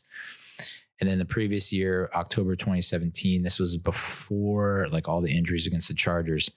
We had an opportunity to win it. OBJ was not out of bounds. So it was 25-23 was the final score. We lost by 2, but I think it was the 2-point conversion that I'm thinking about, where the referees said that OBJ was out of bounds on the catch, the 2-point conversion, when he was not. So another bullshit call that is not going in our favor. We smoked the Bucs in 2015. 32-18, and then 2012 was the come from behind win, 41-34. I was at Green Rock. Size Gangnam Style. Gangnam Style was the top hit on the record charts. Eli hit Cruz, and I ended up standing up on the bench and doing the Gangnam Style dance, and quickly being told to not do that by the bouncer. So yeah, I was 31. Holy shit. The Bucs have signed Antonio Brown. I don't know if he's going to suit up Monday night, but I hope he doesn't. Giants are 1-2 at home so far this season. The Bucs are also 1-2 away. So I guess we got that going for us. They're not a great road team. But they have scored the 8th most points per game. They've also allowed the 8th fewest points per game. They're +4 in the takeaway differential, which is 6th. They are 6th in defensive passing yards per game, and they're 1st in defensive rushing yards per game. We are tied for the 2nd most turnovers. And we're like pretty much bottom of the barrel for points scored per game, passing yards per game, rushing yards per game. But we don't allow a lot of rushing yards per game, which is great. We're 8th. The Bucs offense. So I think the strength, as you'll see, if you could take a look at this computer screen I'm looking at, holy moly. The Bucs offense is not the strength of this team, even though they have some pretty good weapons and they have the greatest quarterback of all time. The Bucs offense has the 3rd lowest sack percentage. They've only allowed 8 sacks through 6 games, and they have the 4th, but they do have the 4th most penalized unit. So maybe they'll shoot themselves in the foot, and we don't have to depend on our defense to make a stop. Maybe. And they're also 4th in red zone percentage, which is going to be interesting because if they get into the red zone, we're actually not that bad in the red zone on defense. but it's the what is going to be hard to watch is when we're on offense and the Bucs are on defense, because the Bucs, I mean, this is a laundry list of accomplishments and achievements so far for the Bucs defense. Most expected points contributed, 7th in turnover percentage, 4th best scoring percentage, 7th fewest rushing yards per attempt, 2nd lowest net passing yards per attempt, 2nd in takeaways, fewest yards per plays, 5th fewest mixed tackles, 4th highest pressure percentage, tied for 2nd in sacks, 2nd highest sack percentage, 8th in knockdown percentage, 10th in hurry percentage, 5th lowest QB rating, 3rd highest blitz percentage, tied for 5th in interception percentage, 4th lowest touchdown percentage, least rushing yards per game, fewest points per drive, lowest time per drive, fewest yards per drive, 2nd fewest plays per drive. I mean, get ready for a shit ton of 3 and outs from the Giants offense. The Giants offense, it's not looking great, but we're 3rd lowest yards per pass attempt. We have the highest rushing yards per attempt. We have a higher rushing yards per attempt than Tampa Bay's offense, but that's mostly due to Daniel Jones scrambling. We have the 2nd worst red zone percentage, the 8th worst scoring percentage. We do have a better 3rd down percentage than Tampa, which is saying something. But we have the 2nd worst points per drive. We're 10th in time per drive. But we're 6th worst yards per drive. And we have the 4th worst turnover percentage. So Giants defense has the 5th worst scoring percentage. We're tied for the 4th in fumbles forced and recovered. 5th fewest rushing yards per attempt. Tied for 4th in takeaways. 4th most sacks. 8th fewest rushing yards per game. 8th best red zone percentage. And 9th most points per drive. Most time per drive. Most plays per drive. So the way I see this playing out is kind of similar to what happened with the Bucs last game against the Raiders, where it was, I think it was like 24-21, maybe 27-24 at one point in the second half. And then the Bucs just took off. Their offense took off and they ended up winning 41-24. I think you're going to see a similar output for the Bucs offense. 41 points seems about reasonable. It's just I don't see the Giants offense scoring 20 some odd points on the Bucs defense. I think you're looking at a similar final outcome to the Niners game. Something that's going to be like we get 9 points and then the other team gets like 30 plus, 40 plus points. It's not going to be pretty. So I think the spread was like 10.5, maybe it moved to 11.5. Either way, I do not see, even though against the spread we're 4-3, I do not see us covering the spread. It would be a major victory though if we did. If we lose by less than 10 points, 10 points or less, I would consider that. I know most fans are like fucking dry heave at the thought of using the term moral victory yet again, because it's like, how many moral victories can you have before it's like you get a trophy? But yeah, I think that would be a good sign. I think if you put up a good fight, if this is, I'll put it this way. If this ends up being, maybe the Eagles game is a wake-up call. And it's like, guys, that was a win. We let slip through our hands. We can't let it happen again. And they come out and they put on a performance like they did in the season finale of 2007 against the Patriots, where they gave them a good run for their money and ultimately lost by 38-35, something like that. If they come out and put out that kind of performance, then it's like, all right, let's fucking go. You know, even if they lose, like the Steelers game, losing by 10, you know, it doesn't look great on paper, but if you watch the game, they were in it, and it was just like the Jones red zone interception really killed us. But if they come out and they lay an egg and it's like 41-9, I feel like you gotta go into sell mode and just like, but I don't know. It'll be interesting. I don't have good vibes about this game, knowing the kind of performances we put up, games that we should have won but didn't.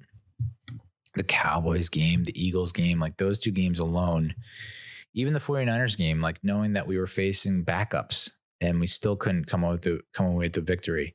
We're facing backups in Dallas and can't come away with the victory. We're facing backups in Philly and can't come away with the victory. And now we're facing like a full on, like 100% ready to go Tampa Bay team that is threatening to win the South. Looks like everything is starting to click with Gronk, Evans. It's just, I don't know. But like someone said it on Twitter that it's like this figures to be like a win for the Giants. It just seems like that's how the Giants end up playing. When it's like when you've completely discounted them and have already chalked up the L, they'll come out and put on the game of their lives and win the game.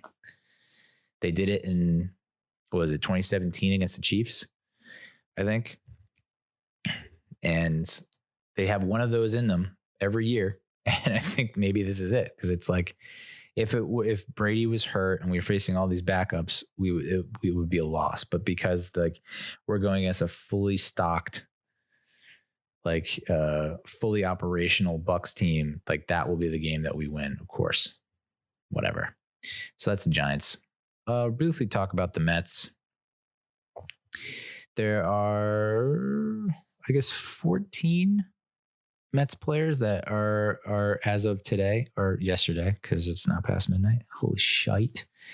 Are now free agents.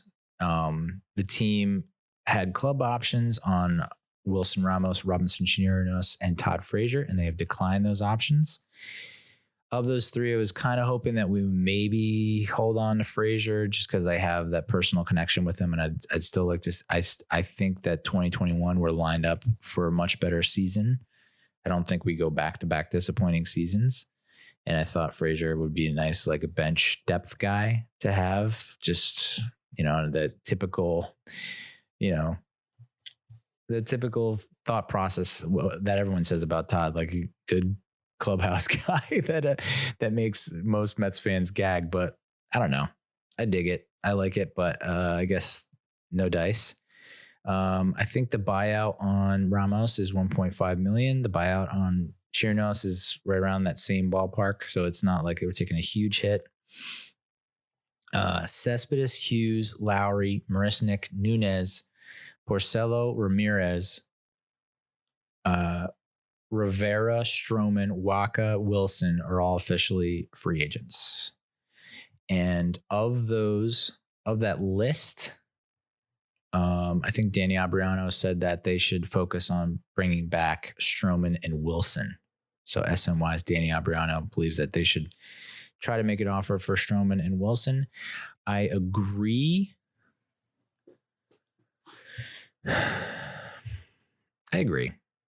Yeah, I mean, like Hughes was a mixed. Like Hughes came on strong in the beginning and then faded towards the end. Who knows what you're going to get with him? Mixed bag. And then,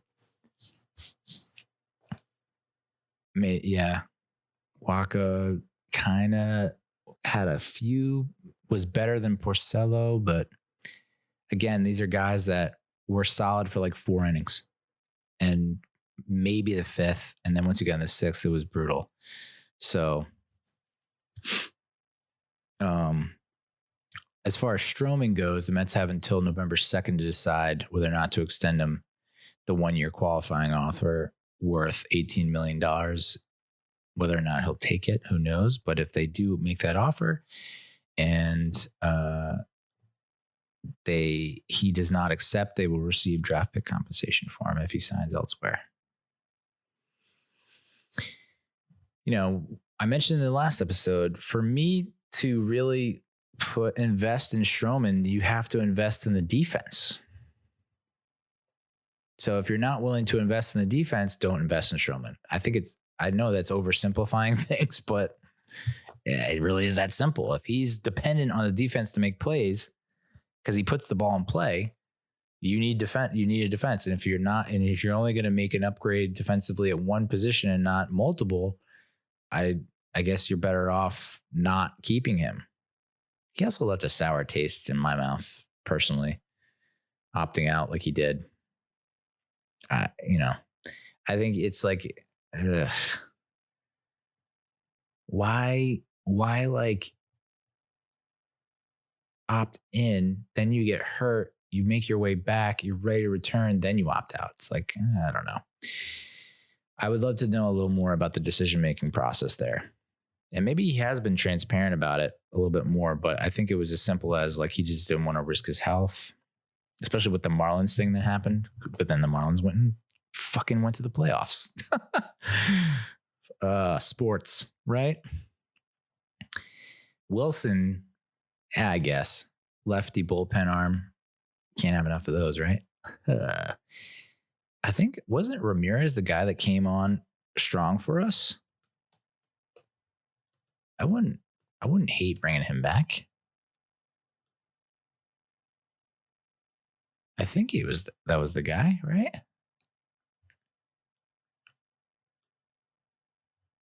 I don't think I think he may have earned a spot last year.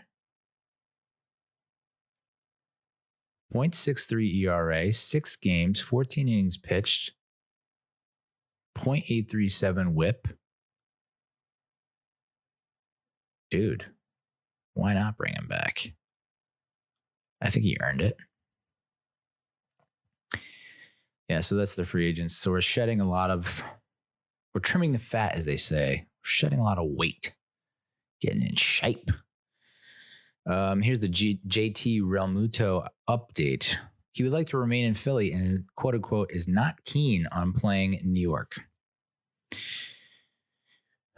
So within 5 days of the conclusion of the World Series, which is November 2nd, yeah, teams must decide whether or not to tender one-year qualifying offers worth $18.9 million to their free agent players to retain draft pick compensation.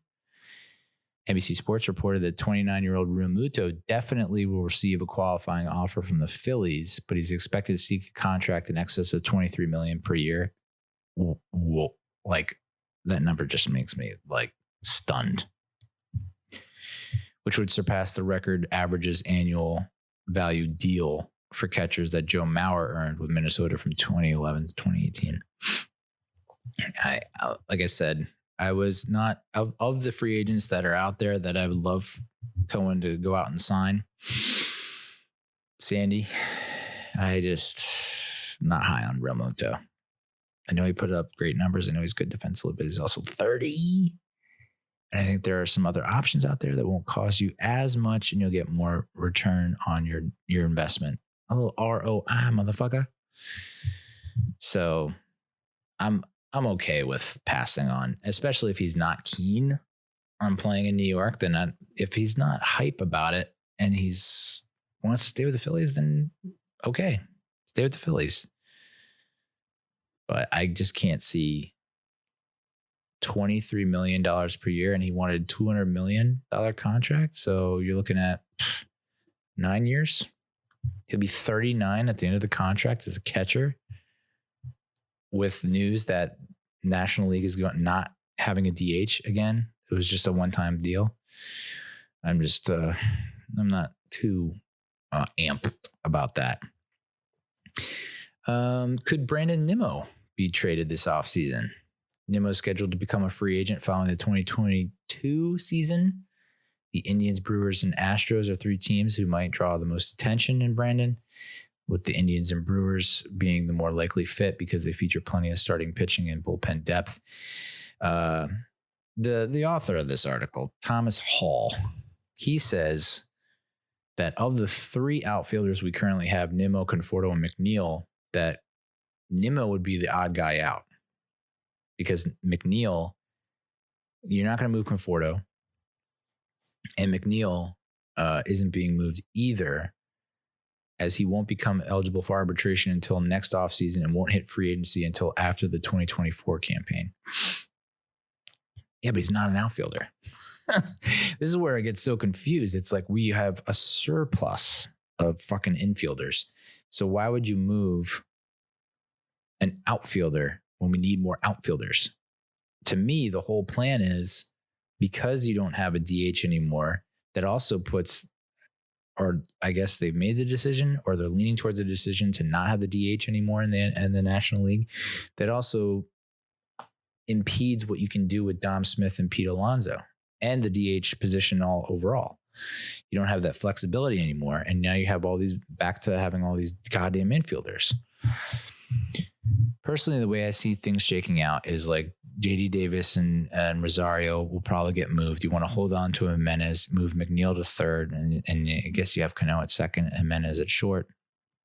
And then you maybe even have to move Dom Smith or Pete Alonso, or you platoon them.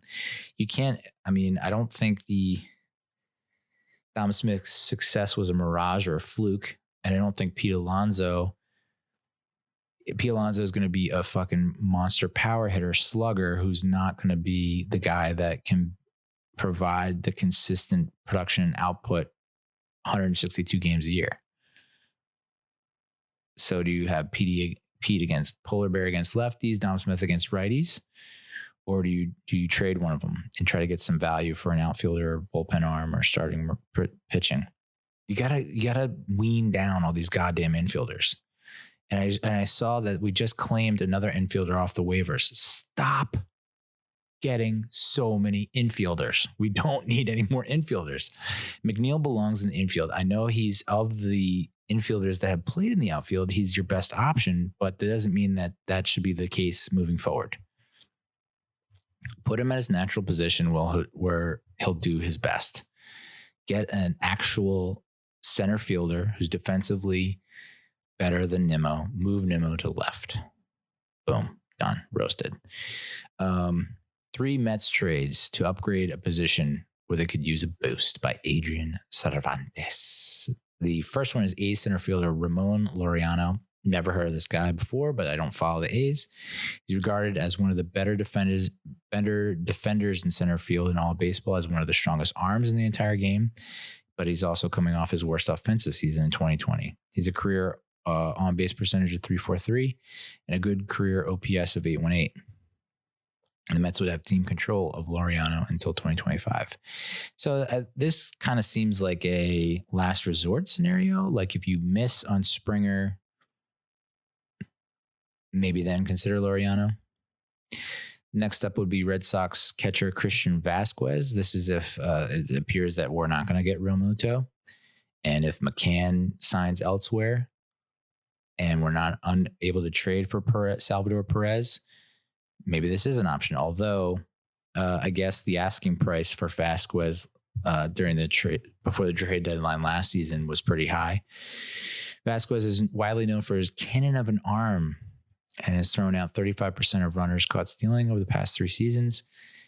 He's only committed 5 errors behind the plate over that time span, and he's under contract through the 2021 season at $6.25 million, which is not that bad. I mean, we were paying Wilson Ramos like $10 fucking million.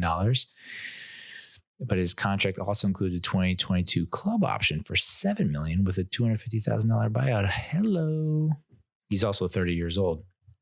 So I'm going to say, I'd say this: if you're going to pay for a 30-year-old catcher who's defensively one of the top in the game, why not have it be in the $6 to $7 million range, for a short time span? I prefer that much more. Maybe I'm just, call me Scrooge McDuck. Maybe I'm stingy as hell, but I like that a lot more than paying out the ass for Realmuto, who doesn't even want to be here. And then the last one is center fielder Alberto Moro Jr. This was kind of a wild card pick by Cervantes. He says that he's a former first-round pick, 26-year-old center fielder. And he sounds like he's just making a bunch of excuses for him, but he says that his shortcomings could be mental, as he's not been the same hitter since striking a 2-year-old girl in the stands last season in Houston. Whoa. I guess, that can take a toll on you. That's traumatic. 2-year-old girl. Whew, I got a 2-year-old girl. I can't imagine her getting smoked in the face. But then again, Bree has taken some real nasty spills, and she is a tough cookie. So someone needs to tell Albert Amora, hey, they bounce back. They're resilient. Kids are resilient. He was successful against left-handed pitching with a career 280 average. But I mean, is this really what we're talking about here? Is this really like what we're going to go down this road again, where it's like Nimmo faces righties and then Almora comes in and faces lefties? Is that how we're going to play things again this year when it did not work out last year? Almora is not eligible for free agency until 2023, which gives them the Mets a young, controllable player who can take a flyer on prime bounce back candidate. I don't think we're in that game anymore. I don't think we're in the Wilpon game of hoping someone bounces back. I think we're in the game of here are proven entities that we're willing to pay top dollar for. Doesn't mean we're going to overpay, but it also means we don't have to do those kind of moves anymore. I'm just over it. Like that's a Wilpon move. That's not a Cohen move. George Springer. This is from Zach Brezeler, New York Post. George Springer's souring Astros relationship could be a big boon for the Mets. According to sources, Springer wants to leave the Astros after preseason talk of an extension never materialized. The former UConn star grew up rooting for the Red Sox. Does that mean that he's now going to go to the Red Sox and sign with them because he was a childhood fan and not come to us? I have to say that it's not looking great for the Mets to get Trevor Bauer. Bauer's playing this little interesting game on social media, on Twitter, of like, here's a ticket here, and here's a ticket here, and here's a ticket here. And I don't know about Bauer. I think I don't feel good about it. I think that there are other alternatives, other options that we can pursue where we can spread out what would have been Bauer's contract over 2 arms as opposed to 1. And I know that's what got us in trouble last year, where we said, we're not going to sign Zach Wheeler. We're going to sign Porcello and Waka. And it backfired. I get it. But I think the arms that are available this go around are not Porcello and Waka. They're better. And I'm probably going to eat my words, but so I'm kind of out on Realmuto. I'm leaning towards being out on Trevor Bauer, but I'm very high on George Springer, and I would love for them to pay a lot of money for him. I think he's your answer. I really do. Because there are some other low-key good signings that they can make in terms of the starting rotation in the bullpen. I don't think that there's going to be a better guy to sign. He's 30, 3-time All-Star from 2017 and 2019, Silver Slugger, MVP candidate, All-Star. And his performance in this year's playoffs were just proof positive that it's the Carlos Beltran effect. I fell in love with him, and I'd be very disappointed if he went elsewhere. Also, what's with the Red Sox? They played like it seemed like they were in rebuild mode, and yet they're going to hold on to Vasquez, and now they're going to sign Springer. Come on, Boston.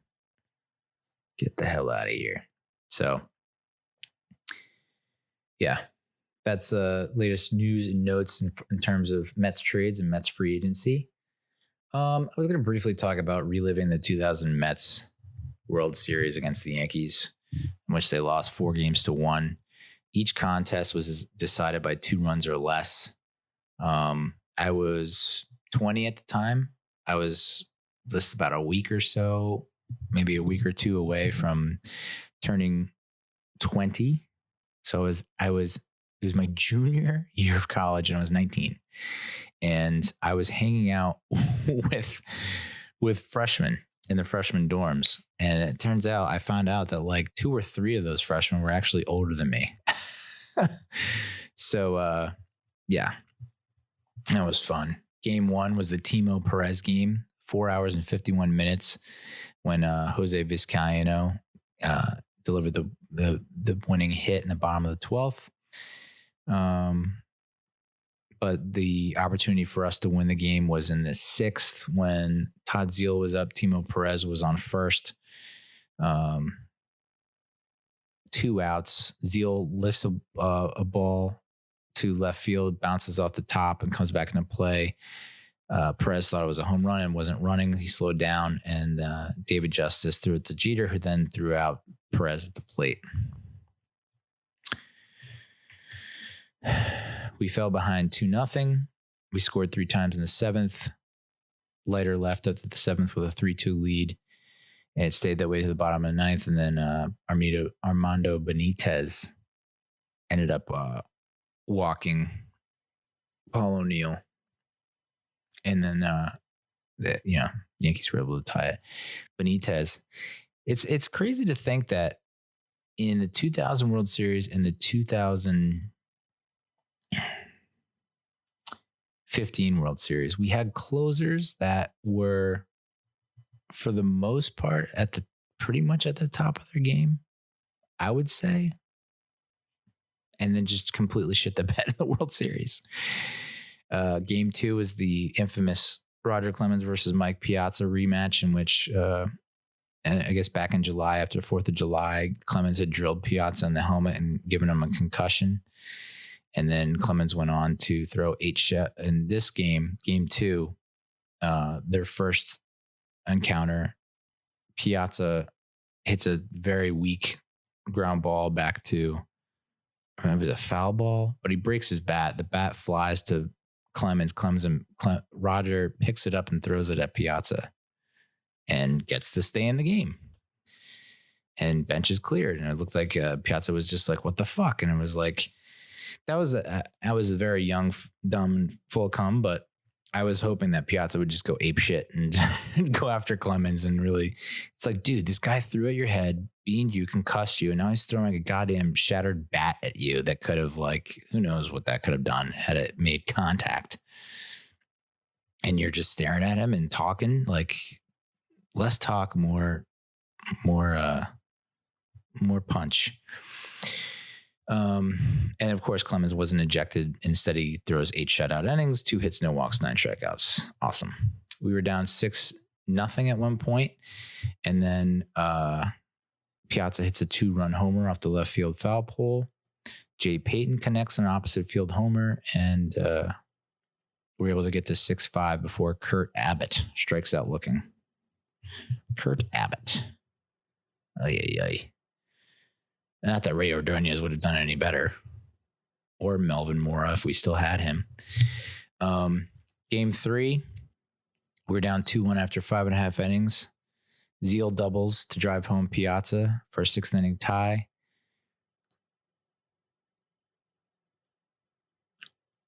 Zeal singles with 1 out in front of Benny Agbayani, and Benny lays the liner into left center field gap. Todd scores. Mets tacked on another run, and John Franco got the win. That was our sole win. Todd Zeal and Benny Agbayani, the 2 major contributors there. Orlando El Duque Hernandez throwing more than 120 pitches. Yeah. Game 4.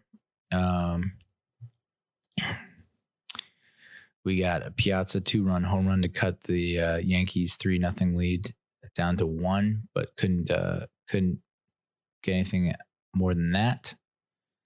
And then in the last game, Game 5, Al Leiter threw 142 pitchers and just absolutely hit a wall. It was a walk and a hit, and then that was just the beginning of the end. But even so, it was 4-2 in the 9th with Mariano against Piazza with a guy on base. Piazza's the tying run, and he hit it, and I was like, tie ball game. I think a lot of Mets fans thought it was tie ball game, but Bernie Williams hauled it in at the track. So,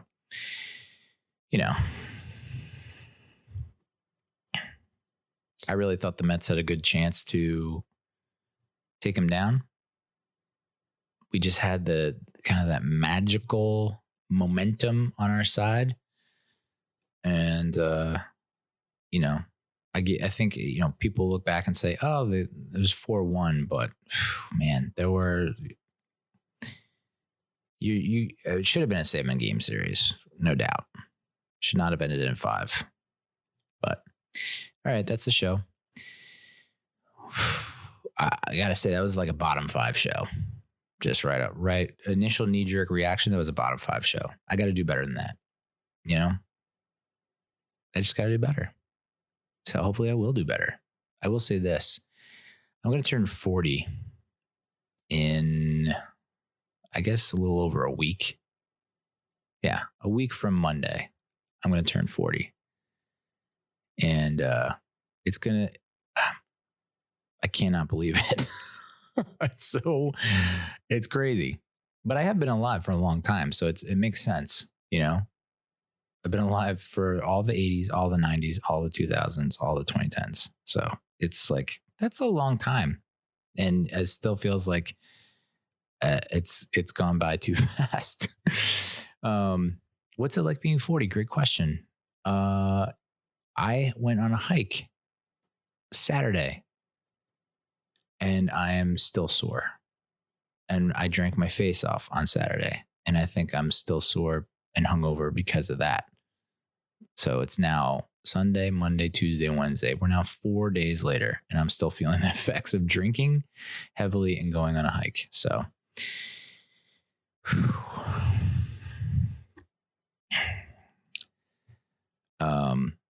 but I did pick up like seitan. I know it sounds like I'm mispronouncing Satan, but seitan. Kind of like some vegan, vegetarian type stuff that's like high protein, but like not meat. I still don't know what it is. I looked at the ingredients and I read a bunch of ingredients and I was like, all right, but like, what is it though? This is just like a bunch of ingredients. You know, it's like pork is pork, beef is beef, bacon is bacon. Like, what is seitan? I don't know. All right, cool. So that's the show. Follow me in real life. Follow me. That'd be kind of cool to have someone tailing me all the time. Just look up my name. Just Google my name and just go from there. It'll be more fun that way, as opposed to me telling you. And then it's like, I don't know. It'll be more of an adventure and a journey. So try and find me on YouTube and try and find me on Instagram and Twitter and Facebook. Try. And tell your friends. And we'll see you next week. Adios, muchachos.